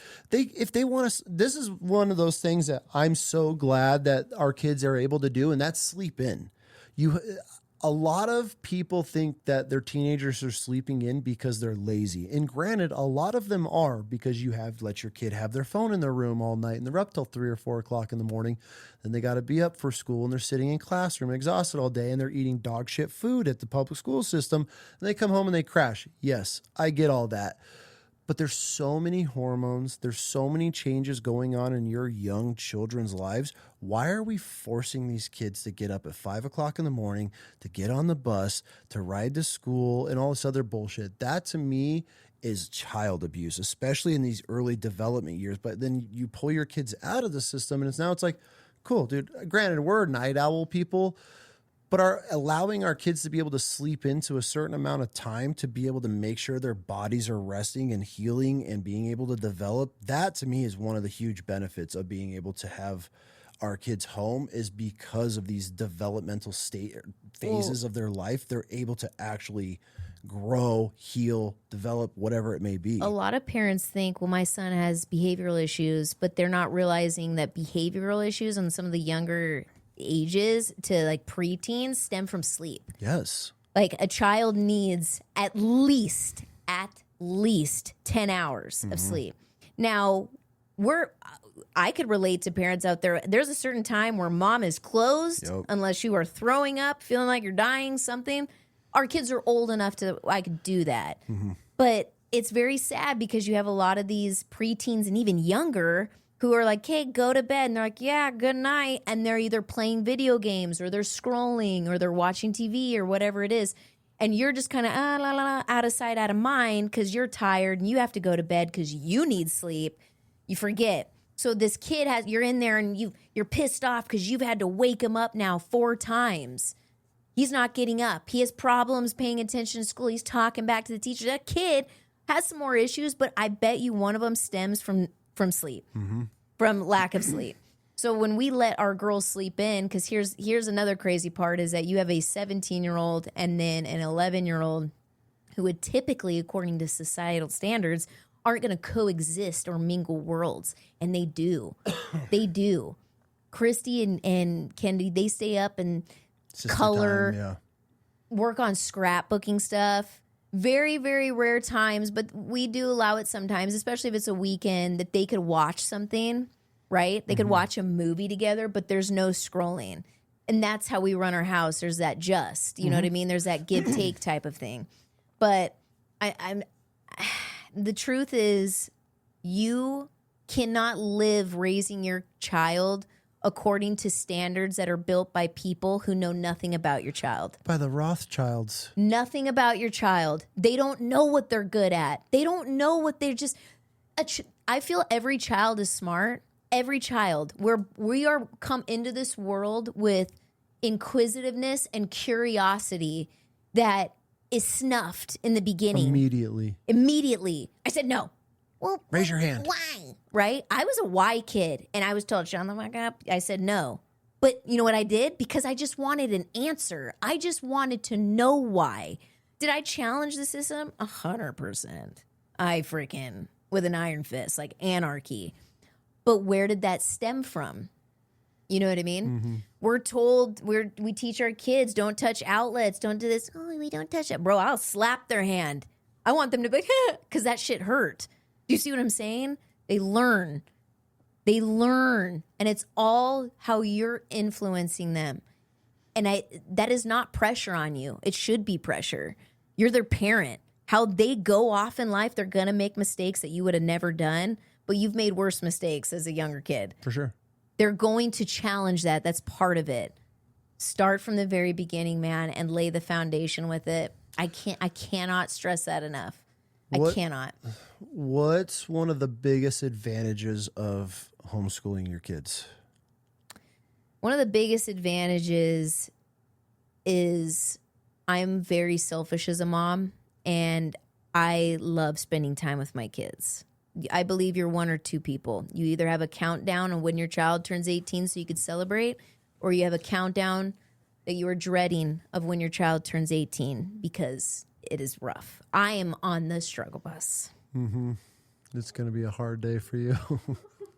I can't even talk about it. You're going to be a train wreck. I was all in my feels. But it's different, though, and people are probably, the people are like, oh, because, when her video went live, I had not a lot. It was actually very surprisingly how little hate I got on, me being emotional. And how do you hate on that? Well, it was, it was either from like some wounded vet people. or cops. Honestly, it was a couple of cops. Wounded people. And so, fuck, I lost track of where I was going with that. About what is the advantage of staying or homeschooling your kids, and there's a countdown. Some people celebrate it, some people dread it, and that's been and it's hard for you to speak about because that's one of the greatest things about homeschooling your children is you're consumed with your children all day. There's some times where I'm like, yo, we need a break. Let's go on a date night. I need out of here. And that happens, and it's completely natural because it's just, I need my wife time. For sure. I need my one-on-one, get the fucking kids out of the house for a little bit. Yeah. I need some mama time, which is more than healthy. But the shitty part about homeschooling your kids and then being around 24/7 in your shit, always there, is that becomes part of your life. And then you start realizing, oh, fuck, dude, we got a 17-year-old about to be 18. Like, what? How is this house going to function without her? But that's if she was leaving. And so this is, to me, I feel a lot of people don't talk about it. I would like to assume, this is an assumption, that majority of people who have kids wanted to have kids. That's the assumption, right? Whether that's the truth, you could try to fit that as whatever size box you want. I want to assume that anybody who has children wanted to have a family, wanted to have kids. I feel with everything that I've gone through, you've gone through, we've gone through together, is nobody discusses what being truly involved in your kid's life. There's a huge cost. Mm-hmm. There is a cost that you are never prepared for. Mm-hmm. And I am so sometimes stuck in my routine and world with them that thinking and remembering that I'm going to be their past and not their future is difficult. Mm-hmm. But that's my job, is to make sure that when she does fly, I could count that she'll be good, right? And she knows that mom is always home. But the cost that it comes with is accepting that, holy shit, this is temporary. Our kids, we have them for a temporary amount of time that we have to steward them, take care of them, nurture them, fill them with empathy and compassion that the world needs before we set them out to go and duplicate that. And I've told you this a million times, but anybody that asks me, I try to tell them, I'm like, you have to remember that us women, we are the hands that rock the cradle of the future, and the men are the ones who build it. So it's like there's this cohesive, synchronized dancing in a way with parenting, and it takes fucking effort. It takes effort. And so with that effort, all that hard work pays off in the fact that you are dreading your child leaving and you're not counting down as to when. Mm-hmm. You're just hoping one more year. You know what I mean? Because when the time comes where I know that Christy feels confident that she wants to leave, I will have this piece that she is ready. You know what I mean? And that's my job as a mom. Yeah. Trying to instill that, which I didn't have. And so I'm walking proof that you could come from a completely different background, culture, life, situation, and rechange it. Yeah. It just takes effort. And when that shit gets hard, you don't quit. Mm-mm. You're a fucking mom. Overstimulation's a real thing in the mom world. I catch myself getting overstimulated, believe it or not, when I'm in my luteal phase of my cycle. And again, there's chemical science behind that. That's just how we're wired. Testosterone's peaking, you know what I mean? Like everything kind of just irritates. For the moms who are like, I have to get away from my kids. I just have to get away from my husband. To me, I would ask there's something rooted there. Either, not trying to offend anybody, but either you weren't ready to have kids or didn't want to have kids, or there's some type of disconnect. Because any time where I'm like, I just need to get out of here, I've never had that. And this is honest, real talk. The only time where I was like, I need to get out of here was when I was breastfeeding and all I wanted to do was go and tan. I remember that. All I wanted to do was just go and tan. I just wanted to feel good about myself. But there's that root. I was not feeling good about myself. Mm-hmm. So that's what I'm saying. Every disconnect has a root. Think about what the term disconnect means. Yeah. The other side of it isn't matching. There's something off. And so I think that those women that feel that, you either need to have a really raw, real conversation with your partner, spouse, significant other in regards to why you feel this way. I'm the last person to ever say, like, go get medicated. You just need to kind of stem, where is this coming from? And there's a lot of it. And I think a lot of that movement, that overwhelmed mom movement, comes from a disconnect either with the husband or her situation. Being a single mom, I couldn't imagine. Yeah. You know what I mean? And I was raised by a single mom. My mom did the best she could. Could she have improved in other ways as me being a mom of two daughters now? 100%. Mm-hmm. At the same time, that generation was just pumped full of bullshit. And I think looking back, could she have done better? Yes. Everything takes effort, every single thing in life. If you are making more of an effort at your job or more of an effort making money than you are spending that time at home, good luck, man. Because that money will only get you so far. So many people ask us that. So many people ask us that. It's like we choose each other after failing so many times of chasing the wrong things because you think that'll make you tighter. Think that money is going to fix the situation. God, no. We've had times where we've had a FU amount of money, and then we've had times where we've had zero money. I'm pawning jewelry. Negative money. You know what I mean? Mm-hmm. Everything comes back to the center of how are we doing, and if we are equally yoked together in life on leading our kids, I feel that's where it's at. I feel the majority of families are not equally yoked. 100%. I don't know how many I could probably count on one hand of how many I think might be yoked. And that comes down to so many things as far as discipline, teaching. Prayers. I can say this with the utmost pure confidence. The entire internet could come after me and I'm okay with it. I have lived unequally yoked with you. Yeah. I've had times where I'm like, this is not going to work. We're not going to make it. We're not going to make it. I have forced it. I have done every single thing that every wife in my situation is probably thinking. I have done it to try and get you where I'm at, right? I cannot give any credit to anything other than prayer. I can't. Prayers and praying. I wish I could tell you that you could feed him something. You could give him all the sex in the world, all the lingerie in the world, everything that you could give this man, any man, to make them happy. If there is a hole in them, it is the size of a cross, and the amount of lingerie, the amount of sex, the amount of women, nothing could fill it. Mm-hmm. And being unequally yoked with you was extremely difficult and trying, and at times hopeless. I literally give all the credit to praying. It's the only thing. It's the only thing.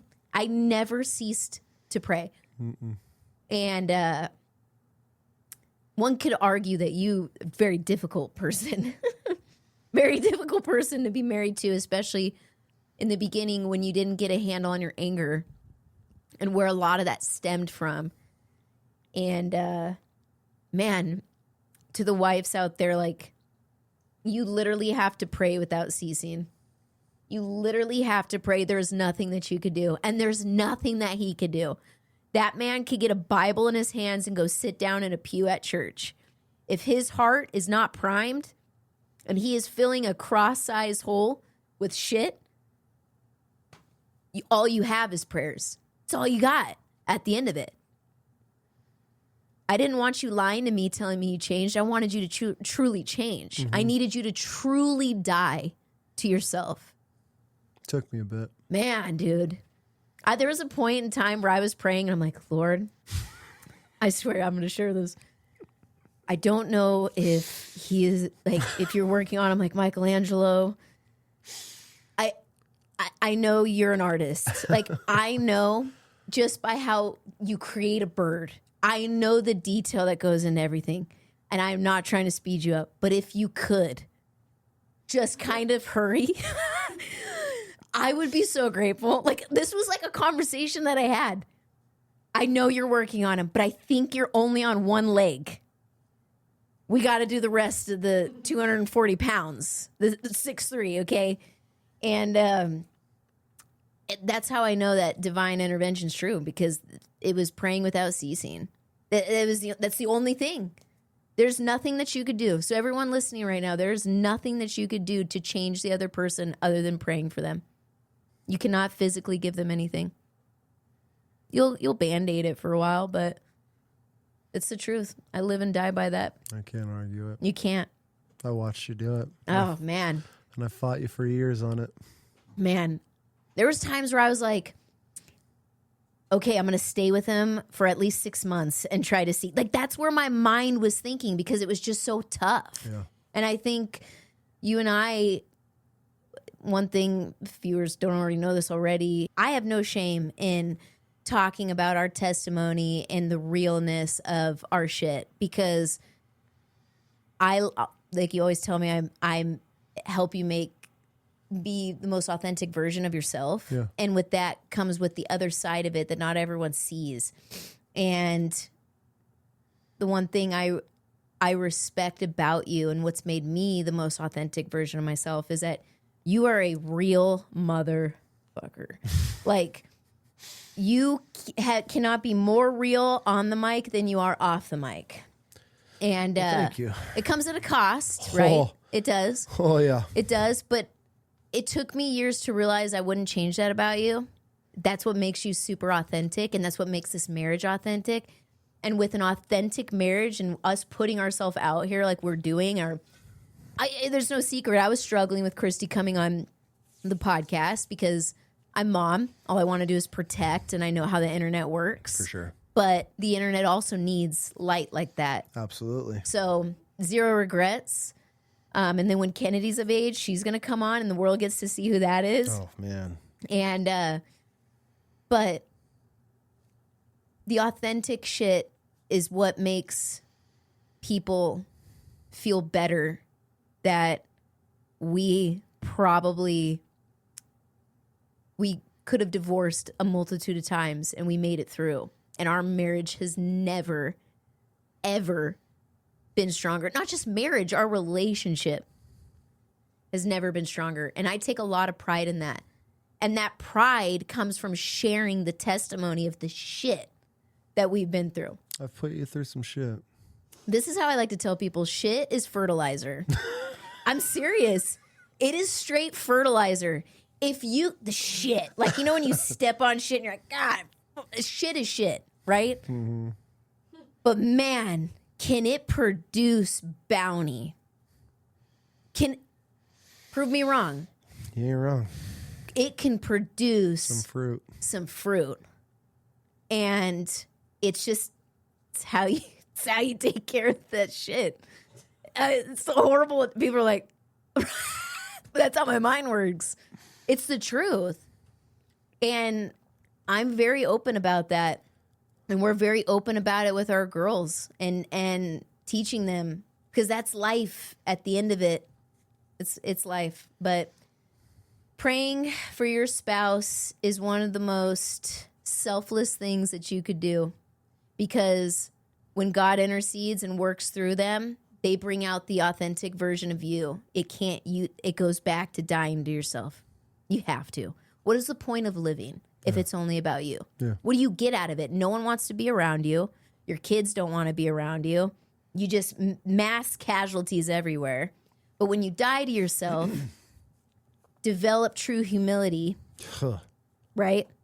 Own it, and you're able to share that with people who are in that pre-cocoon phase. Learn, master, repeat in everything you do. Learn, master it, repeat it in everything. I'm proud of you. I'm proud of, man, the work you've done as a husband and the work you've done as a father. Thank you, my love. And anybody listening, there are some, when we choose to be with men like this, it is, good Lord, trying. Not for the faint of heart. It is not for the weak. I will say that. It is not for the weak. That's why we have this joke, like, if any other chick comes by, like, good luck, he'll be back. You won't friggin' handle it very long. Like, literally. Okay, honey, good luck. Yeah. Yeah. Okay. Yeah, it's true. Godspeed. Yeah. But life, art, where we're at right now, I'll go through everything all over again 100 times. to be where we're at. It sucks it took me as long as it did. It was meant to. But that's how I look at it. And I want the dad, because since episode 100 went live, this huge demographic of dads that have followed, along. And I was not the dad or husband I am today, even 5-7 years ago. It's taken a lot of reflecting and just humbling myself to realize, and so much just self-thinking. It's like, man, do I want to be the next generation? Do I want to follow my grandfather that my dad followed that I'm following? And the answer is no. It'll always be no. I don't want to be anything like them. I want a relationship with my kids. I want to be able to have them call and talk to me at any point. Like, I want to be that dad, and you can't be that dad by being selfish, by picking women, drugs, alcohol, work, all this other shit, and putting it before your kids. And that's where, I don't know, man. It's such a, I wish I could help and just be like, God, just listen to me. It's so much better on the other side. 100%. Like, I used to be the dad driving home just pissed off for whatever. Why? How many times would you be like, why? Oh, dude. And then why are you mad right now? What? We have healthy children. We have money in the bank. Bills are paid. Bills are paid. We have food in the fridge. Why are you acting like that? I couldn't even give you an answer. And it shifts the whole dynamic of the house. 100%. And what a lot of people don't realize is, so like, when shit is wrong with anybody part of the family, it's always under the house, right? Because everything, that energy stays in there. And so the dad is on a good one. The mom, the wife, is going to match, whether she knows it or not, right? She's going to meet him with that same type of energy. And then what's crazy is when you have girls and kids like we do that are really in tune to our life, they're picking up on this weird energy shift. And the next thing you know, we're like, what the hell is happening?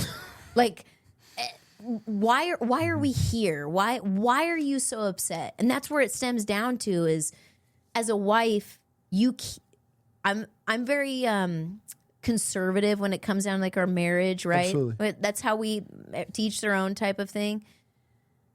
But I will say I'll never undermine you, ever. I will never undermine you. But when that door shuts and we're behind it, I'm going to correct you. And then what you end up doing is you go and fix it, right? And I think it always stems with communication. I think that there's a lot of women out there who undermine their husbands in front of their children, which you're messing with fire with that. That is a problem. Why? This is an opinion. I feel that if I were to undermine you, now if you are, which has never happened, but if you are saying really horrible things and like targeting our children in a way that is hurtful and harmful, yes, I'm going to sniff that and snuff that out.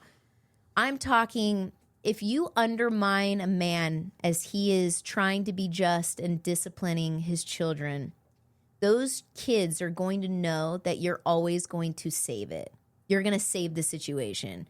They're going to take what dad says as surface level because mom will come through and change it. Mm-hmm.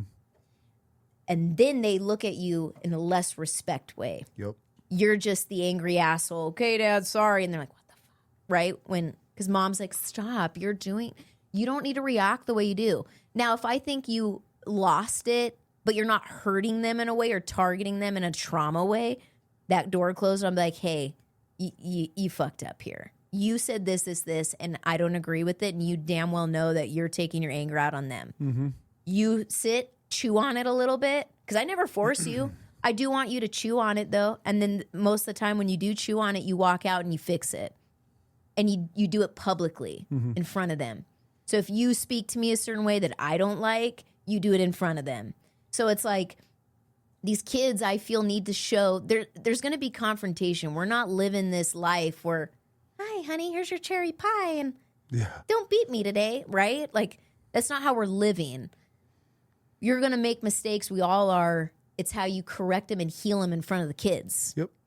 That's how we raise our house. If anybody disagrees, that's how it's working in our house. And it goes back, this isn't, my parenting advice is just my pure life advice. I cannot tell you how to be a parent, but I will, just the same thing I give my kids. I need you to, trying to teach you how to think like a parent. Yep. My parenting style is not going to be for everyone.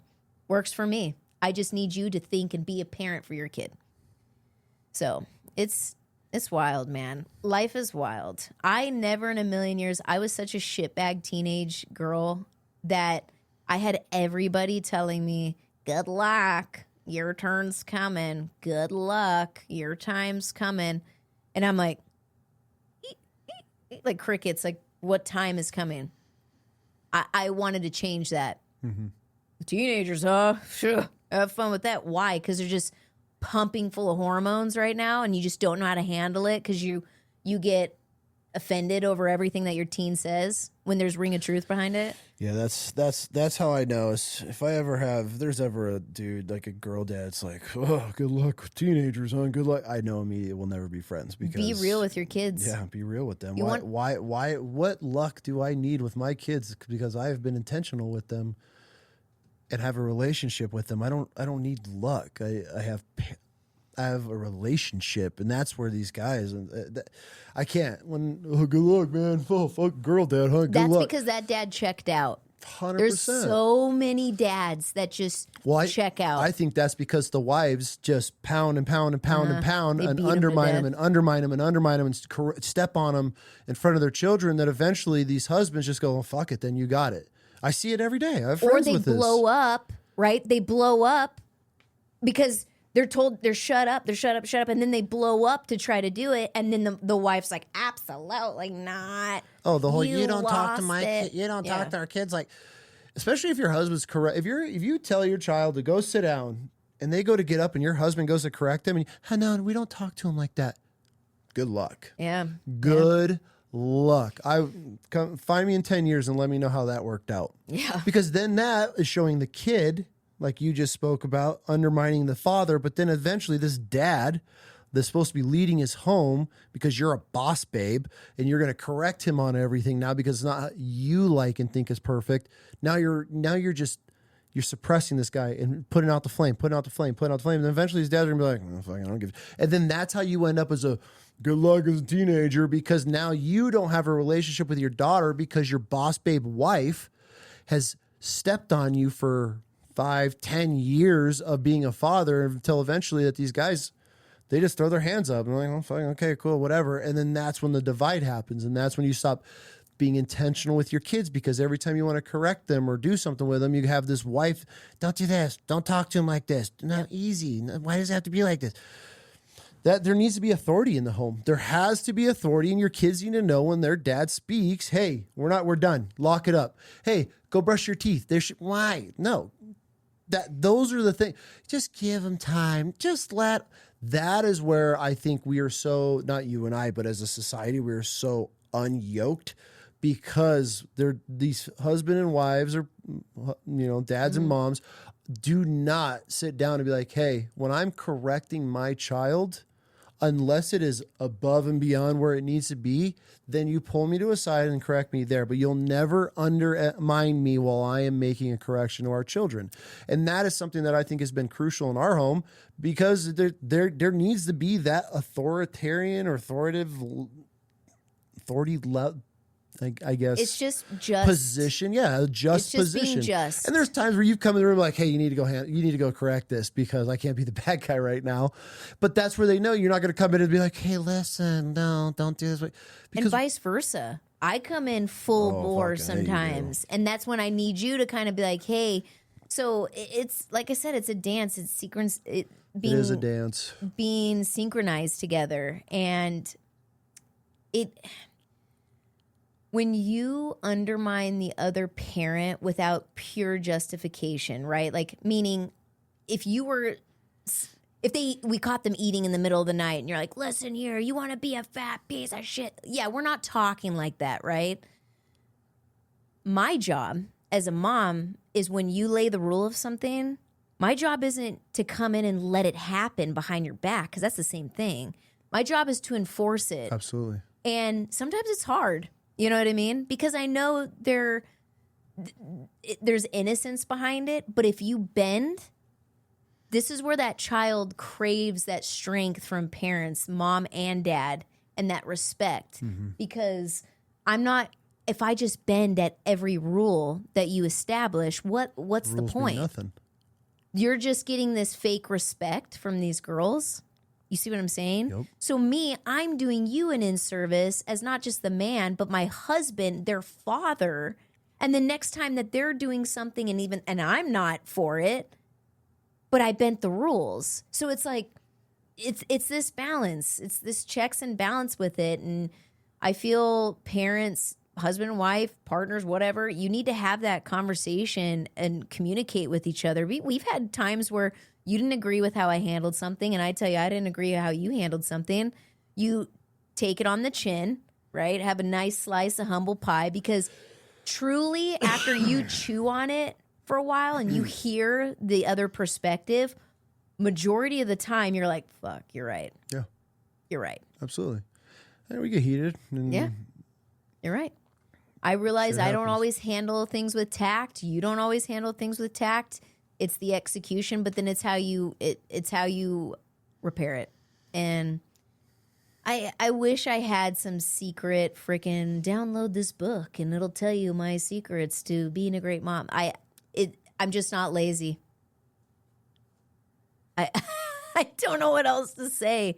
Intentional. If I know there's something wrong with my child that I brought into this world, I cannot go, okay, well, let me know if you need anything, honey, and go lay down like no big deal. I'm going to get to the bottom of it. I may not have the solution, but there's a sounding board. I could help you at least. So I wish I had answers. I don't. Just experience. Experience has answers, though. Yeah. Just true. Just be there for your fucking kids. True man. intelligence is just hearing all sides of it and making a decision there. Yeah. I know. What are we talking about now? What do you want to know? Ask me a question. That's my question. Ask me a question. So, with everything that you've learned from dealing with our entire history and improvement, self-improvement, and checking your shit and correcting it, that's, I feel, what's made you a stronger husband and a stronger dad. And if only more men did that, because it's been a secret, or not a secret for a long time, is men, I feel bad for a lot of shit. Like, women are always targeted. You have the radical femininity movement, you know, feminism and all that kind of stuff, but nobody talks about the attacks that men get and how hard it is to mentally check yourself with that in order to pivot and be the leader that you want to be for your family.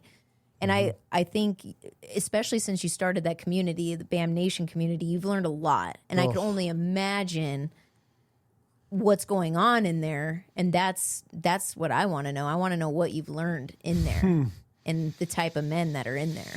Because I tried getting you into a men's group for a really long time, and it just wasn't happening. God, no. So when you came to me and you're like, hey, I want to start this community. Well, that's why. That's why I needed to start a community, because the ones I went and checked out and sat in, it was like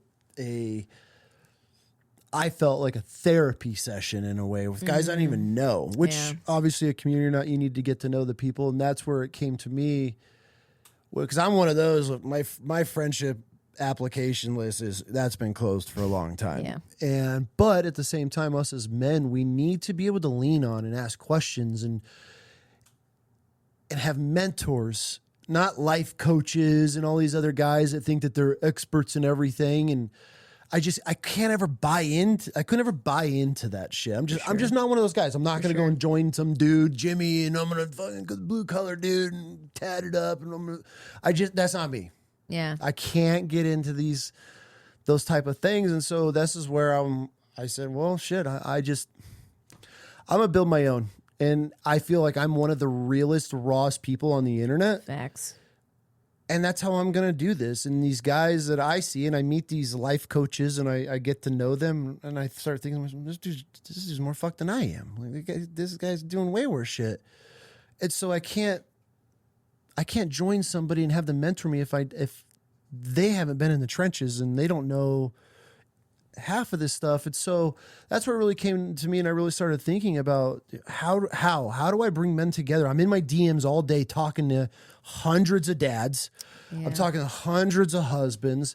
I'm spending all of this time just individual. And so I was like, what if I just bring this together and build a community, but not like a community built around an influencer because he used to be Blue Trades and now he's helping dads get fit, whatever. Like as if you have it already all figured out. I don't have shit figured out. Yeah. And so that's where I feel when it came to this community, okay, I can't sit here and teach you and mentor you on your porn addiction. I don't have a porn addiction. I've been an asshole. I've been angry. I have my own demons that I can help a lot of men with. But I know, and I have friends that have been in the trenches of battling porn or alcohol or drugs or their anger or divorce and things like along these lines. And so when I was looking at building this community, I'm like, okay, if I'm the guy that's never going to join a community, I'm never going to fall for some influencer wanting me to join and do all this stuff. What would I join? And I really started thinking about it. I'm like, man, I have a lifetime of men that I have either served with, been in the trenches with, got to know on a very personal basis, that have mentored me, gotten me out of trenches and out of dark times. Why don't I bring all of these men together as, we'll say, quotes, mentors, and then build a community where, man, I got Ben, the cybersecurity the family IT guy, that's been on our show twice. Hey, Ben, why don't you come on? Would you be interested in coming on and teaching dads how to keep their kids safe online? Absolutely. Hey, Austin, another guy. You want to come on and teach guys how to get in the real estate and start investing? Zach, one of my best friends. Dude, how do we help these guys get more fit? And so that's where my mind started thinking, like, dude, okay, if I'm going to join this, and if I was going to join my own a community, I don't want to just hear from one single individual because I don't feel anybody has anything figured out. Now, if a dad or a husband want to come to me because they have fucked up a lot and made some really stupid mistakes and decisions in their past when it came to their marriage or their kids, and then they're bettering themselves or want more advice, I could talk on that all day because I've been in the trenches of being that piece of shit to now having an incredible relationship with you and my daughters.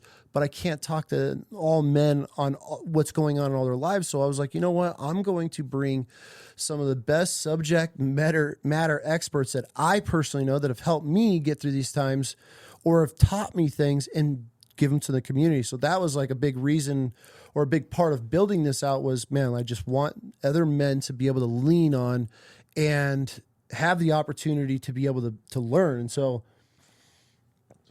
but to answer your second question is what I have learned inside of this community is that men just need to be heard.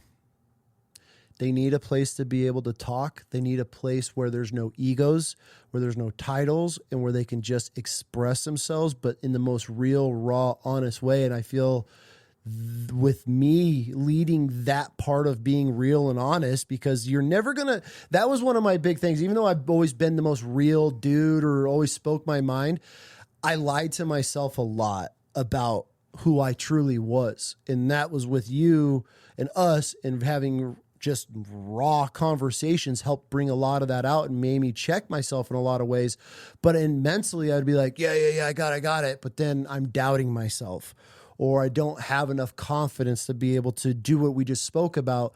And so that's where I want these guys, and this is where they are coming together and being able to lean on dudes that have been divorced or gone through horrible divorces. And now I got a young dad that's going through the same thing right now. And he's able to talk to guys. Hey man, this is what's happened. Here's the light at the end of the tunnel. Hey, I'm really struggling with my marriage right now. I'm disconnected with my kids. I have a problem with one of my children.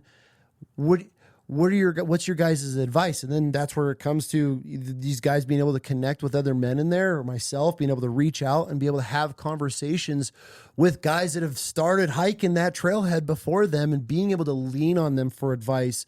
And it's not just built around like a single person. You have now men that join this community for help, now being able to provide help because they either have grown children and they realize being able to reflect. Some of them might have an incredible relationship with their kids and some might not, but they've had that time to be able to reflect. And now they're able to help almost mentor these younger dads in their mistakes like I'm doing. And then I learn from those guys. And then I have a young kid in here that's gone through all these girls, and the dating world is crazy. And now I'm learning from the generation. Now I get to almost help my daughter because I'm listening to some 22, 23-year-old kid in this community talk about what it's like to date.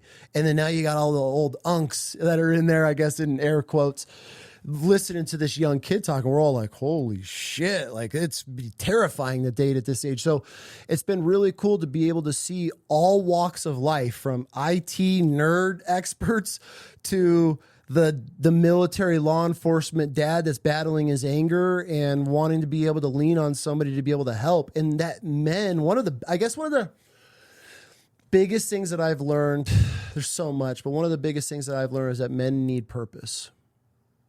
Yeah. Men need purpose, and without purpose, we are lost.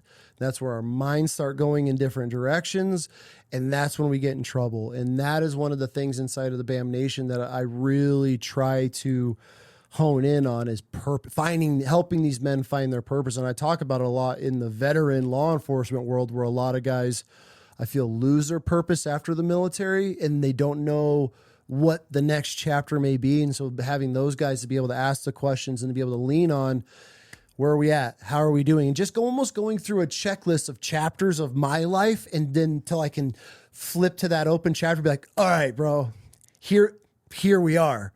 Chapter 12.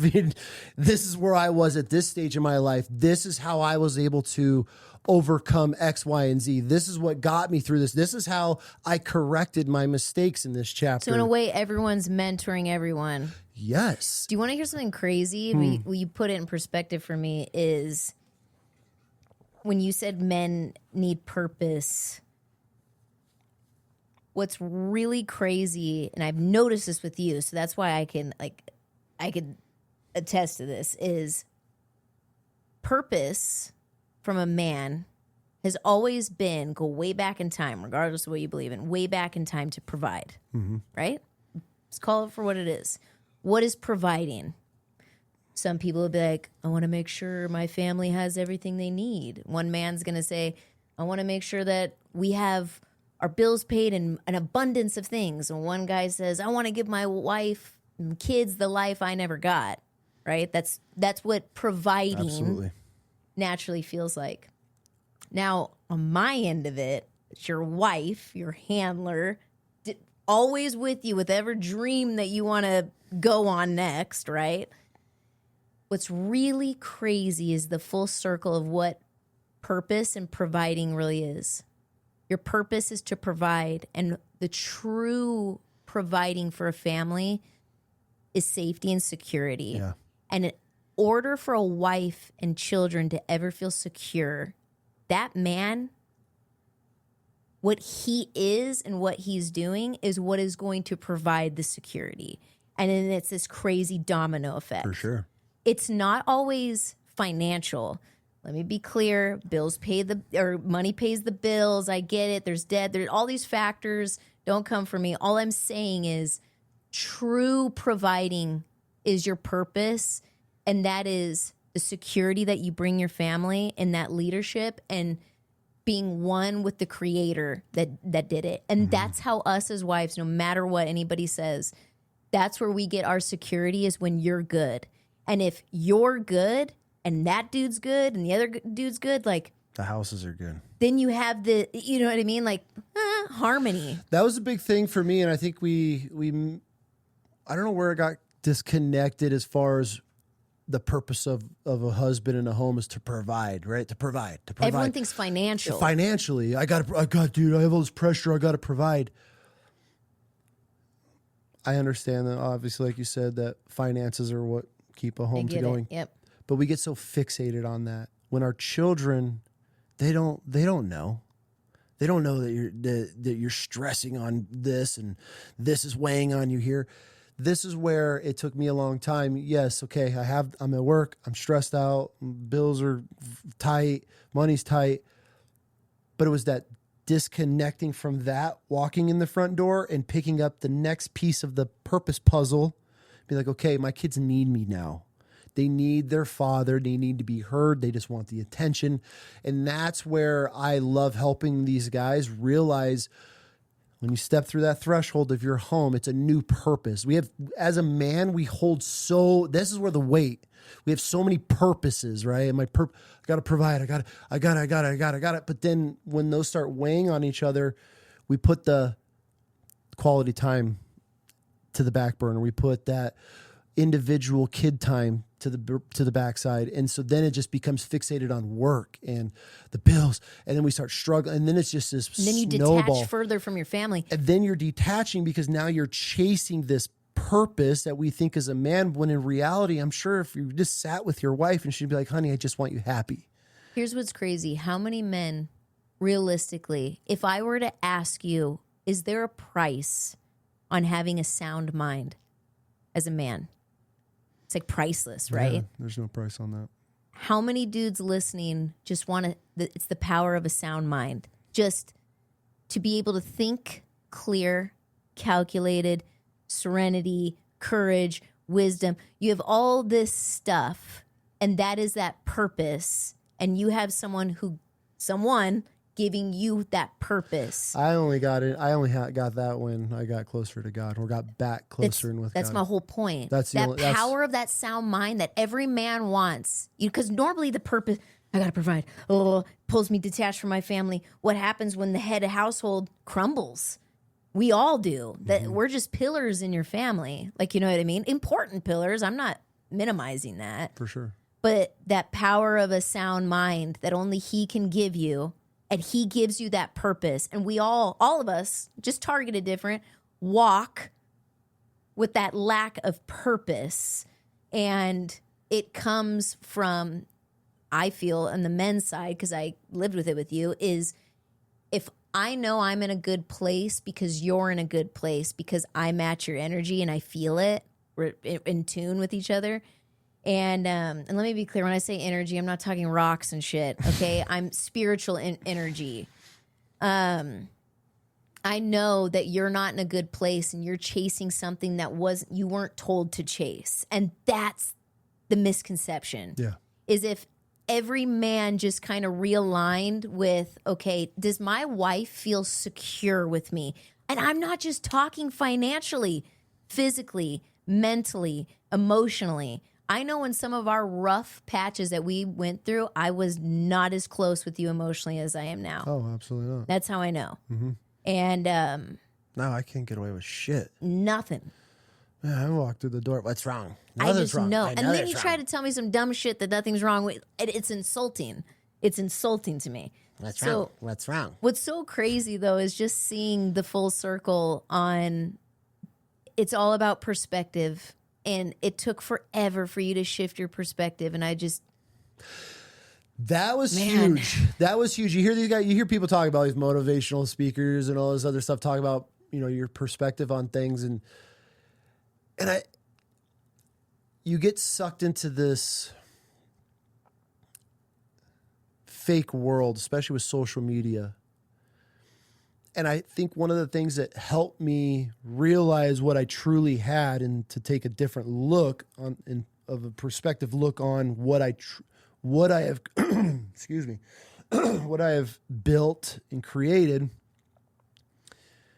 is when I'm looking at these dudes that are worth millions and millions of dollars.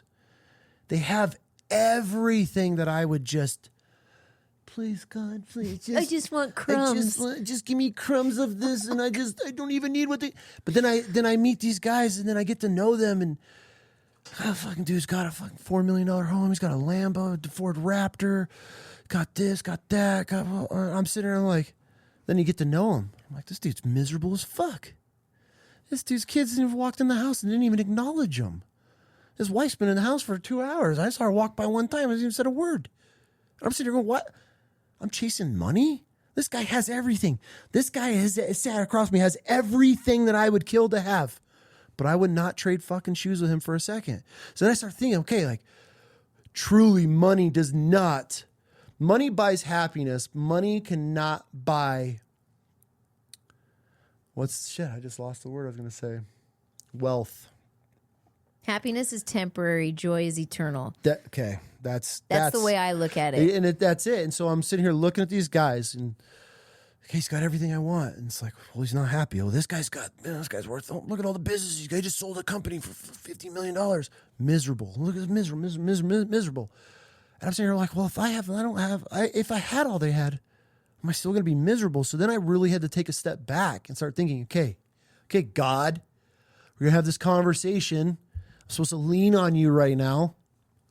Show me what am I so grateful over? And then I start watching. I got a daughter that's playing in the front yard with chalk all over every fucking neighbor's yard and driveway and sidewalk. I know that's my kid. I can follow the little trail right to our house. I got a beautiful teenage daughter that's not out running amok doing stupid TikTok trends and just throwing herself at every single person that comes. I look at my wife. I'm like, man, you are my best friend. How am I not grateful for that? And so that's where my conversations and my prayers and your prayers for me of just, God, just show me what I truly have. Show me what I am truly grateful for. It's just hard. I swear to God, I'm not even crying on this episode, but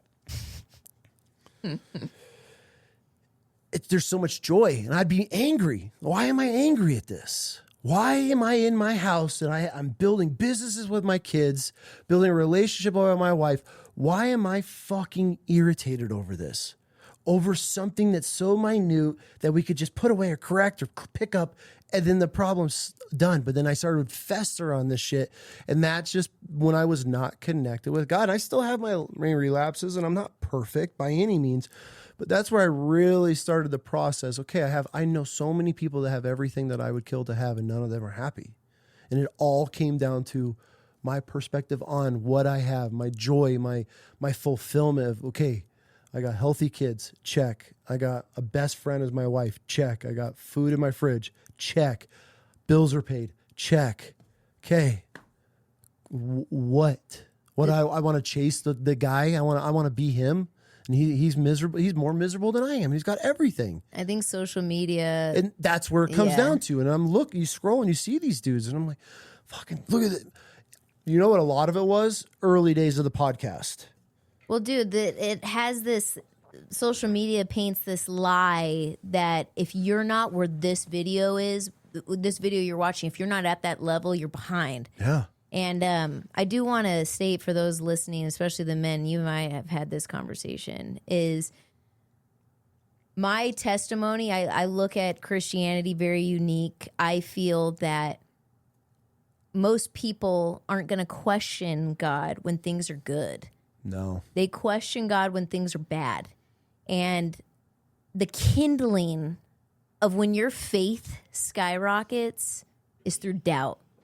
And that doubt should be, if you have that doubt of who God is, I firmly believe he smirks at it and enjoys it in a way because that pull will pull you closer to him.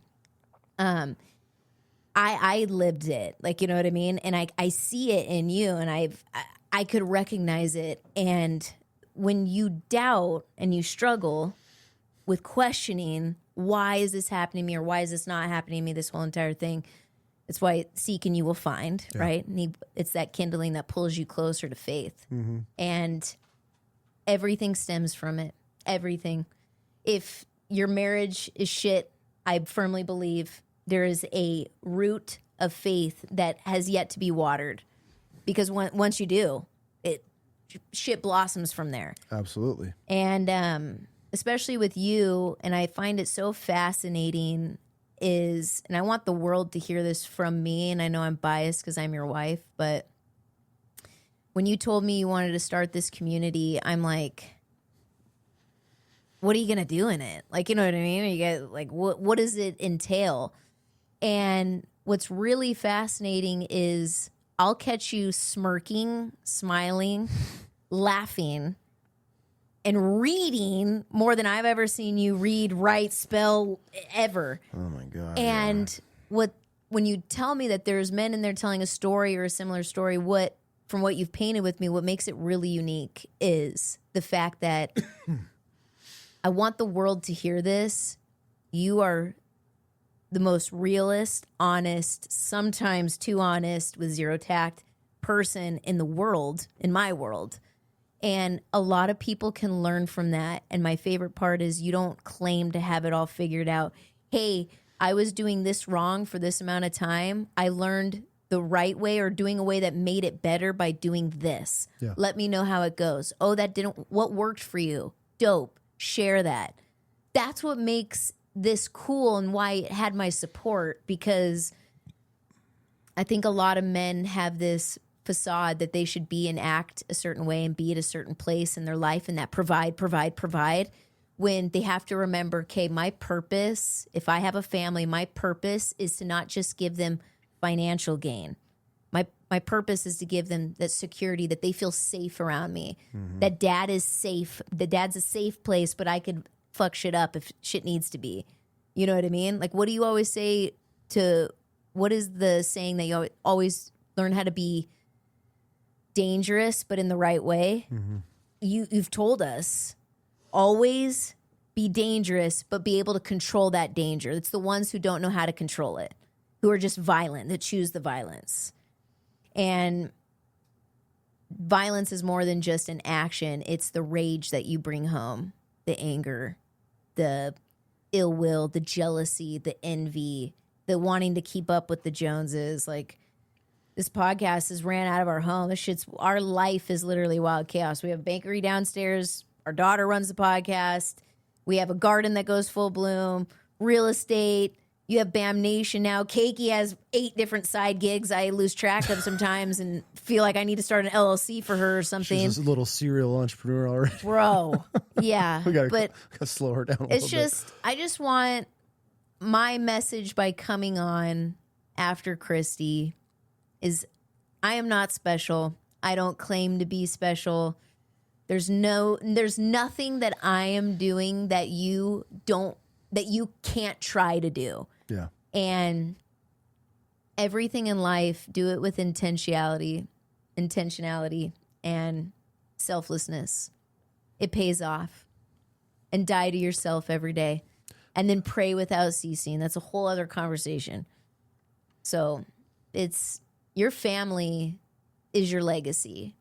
Everything about it. Even if you're a single mom. Your family under your roof. Your single dad, your divorced dad, single mom, divorced mom, whatever it is, your legacy, it starts with you. It doesn't start with your parents. No. Legacies refresh every generation. That's the lie we were fed. Now, if you're one of those generations where it just repeats, that's incredible. That's just not the life that currently the world has us set up in. This shit's too fast. Technology's too fast. It's changing. You are in charge of your legacy now, and then these girls are going to either run with it, change it, add to it, or start all the way over. But I know that I could be on my deathbed proud of how far I got with them if I were to die right now, and I would be okay. For sure. That if you cannot answer that right now, you know what you have to work on. 100%. That's my message to the world. In that you can only go so far without faith. Man, I tried. Me too. I tried for years. Fought it. I tried for years. And I don't want to say what sucks now, but it's all these years of you just never giving up on me, and then me finally feeling and seeing when you just give it to faith. And then now when I have men that comment, people, it's still real, I feel so bad for them. It's so sad. I feel so sad for them, because I used to be that guy. I never attacked God. I never was not a non-believer. I just fell away, and I had questions. I still do, and there's still things I don't have answers for. But I'll see these people come on my social media, and they'll try to crucify me for being a believer in Christ, and it just breaks my heart, because I'm like, God, if you knew how I used to feel versus how I feel now, why not just try? And I wish I could just sit them down and be like, okay, bro, I get it. You hate the fact that I'm a Christian and I believe in your sky God, whatever you want to call it. Cool. Man, this is who I used to be. Let's say you're right, and it's all fake. just me believing and feeling whatever I feel has changed me into such a better man, into such a better father and husband and everything else that comes along. Why wouldn't you not give that a shot? And that's where it's like, now I see it and I just feel bad. I just tell him, man, I'll pray for you, dude. Like, oh, I don't need prayer. It's just like, God, I just want to grab them and shake them and be like, dude, just go have and that's what I tell them. Just go have a conversation with God. It's the greatest love story ever told. It really is. It's the greatest love story ever told. And when you learn the love that God has for us, that he sent his only begotten son,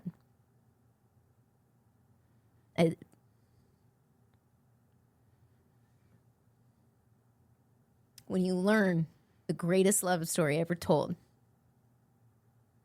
you will live and breathe that unconditional love to your family, and it pays off to those around you. And I try to tell people this. I would rather live my life in such a way that a God exists to find out he doesn't, than to live my life like he doesn't exist to find out he does. Facts. And God, in the story of his son, I can't even say John 3:16 without crying, because it is truly the greatest love story of all time. Because none of us would sacrifice our children. And my biggest thing is, with that doubt, I will never shame you for that doubt, because that doubt, I had that same doubt that brought me close to him, and I found myself falling at the foot of the cross. And that's how I know that doubt is truly the essence of kindling of faith. And God will pull you closer. I believe it. When I first got saved, I had survivor's guilt that I was leaving you behind. Mm-hmm. I've never felt more relatable to a movie than The Case for Christ about Lee Strobel. I wish I could get him on the podcast. I was never raised in faith, and I got saved. I have my whole testimony. I get saved, and I'm sitting here thinking, I'm like, God, I can't leave Brian and my kids behind. I can't force them, but I don't want to leave them behind. Does this mean that if I die and I go to heaven, they don't? Like, it scares the crap out of me. And I had survivor's guilt over it. And God, for the longest time, I always questioned, why did he save me first? And it just goes back to me being super proud of being a wife, that I was the tool for him to intercede. So almost 38 years ago, on 4th of July, in a Sun City motel, my parents high on cocaine, if the reason that Brittany was supposed to be conceived that day, to live the life that she did, to go the path and the mistakes and the trials and tribulations I went through, to bring me to the point of 2018 where I couldn't anymore. And that was my purpose, was to be saved and born again at that point, to bring my family. Done. I'll do it all over again. Do not take your story and your situation in vain, that he is not going to make a masterpiece out of it. He turns graves into gardens, man. Like, I wish I had the answers for everyone who still yearns for it. Seek. So my only advice I could give you: pray without ceasing, and seek and you will find. He never fails. And then one day you're going to be sitting in the seat and be going like, God shit. Literally. God shit. I'm proud of you. I'm proud of you. I'm just proud of. It's funny, through wishes, through everything, you always come back to helping people. And that's a servant's heart. You're a pain in the ass. You're an asshole at times. But you're just thick-shelled. At the end of the day, you always full circle back to helping people. And your life, your testimony, everything we went through, everything you've gone through, it's going to save and help so many people. Because how many of us listen to these TikTok reels and wish it was happening to us, or wish we were going through that, or wish our circumstances were different? We've been through a lot. Mm-hmm.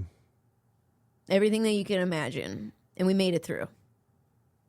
So I don't know how. Well, I do know how, but I do. I do. Yeah. But too. I'm proud of you. Thank you, my love. I'm proud of all this. I'm proud of how many people come on here just redeemed and their redemption stories. And I'm proud that our girls hear that, because it's no secret life is rough and they're going to go through some shit that we can't protect them from. But there's been so many guests on here that are absolutely incredible. And I'm just proud of you. Thank you. Couldn't have done it without you.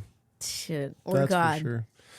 I'm just the puppet master. Or not the, he's just the puppet master. I'm just the get it done, do it. Help you, just boots on the ground in this world. But there is one thing that you wish the whole world could know, what would that be? About who? You? You. Just whatever you. Not about me. I don't care about me. If there's one thing, one message that you could share with the world, what would it be?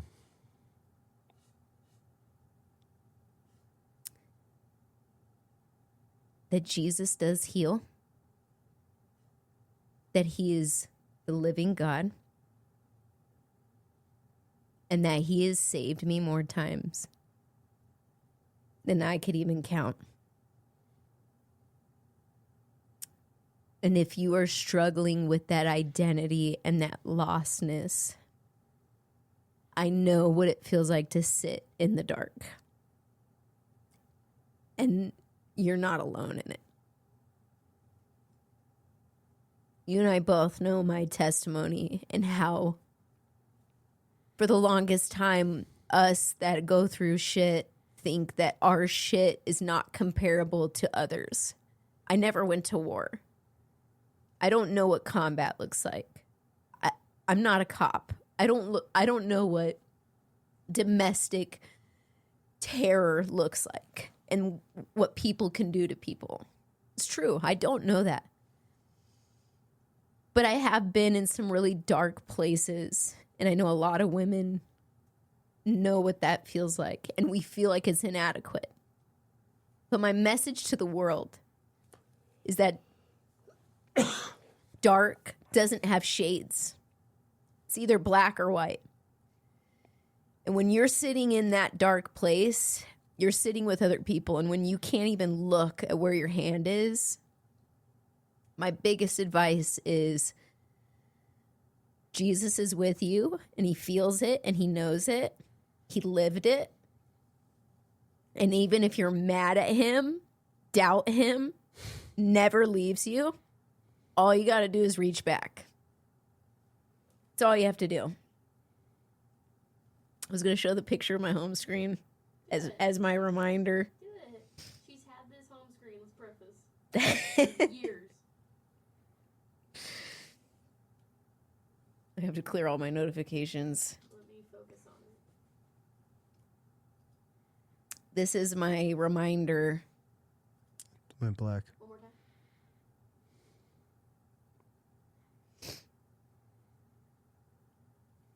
This is my reminder that when you're drowning, we're the stubborn ones. All we have to do is reach up. He's already reaching down. Mm-hmm. So that's my message to the world. I fought it. Sad and different, dark, but it's the same. And I was saved. Thank Jesus you were. Yeah. Because then you brought me to the light, my love. Greatest, other than being a mom, it was the greatest accomplishment of my life. If, like I said, if that was the only reason why I was conceived and my purpose in life was for that moment, man, I would die all over again and do it all over again just to do it. just to have that same purpose. So I love it. it's always hope. I love it. Yeah. Well, Until next time, I guess. If I get the invite back. are we wrapping it up? Yeah. I know the world wants conspiracies and stuff like that, which he won't let me talk about on this one. I'll run another 2 hours, but I am chock full of them. Space, mermaids, dinosaurs, aka dragons, all sorts of stuff. We'll get to those ones. Yeah, I know. Episode. If they want to know, I could put a lot of shit in perspective. Anything else you want to talk about? I have a lot I want to talk about. Chrissy's like, we're good.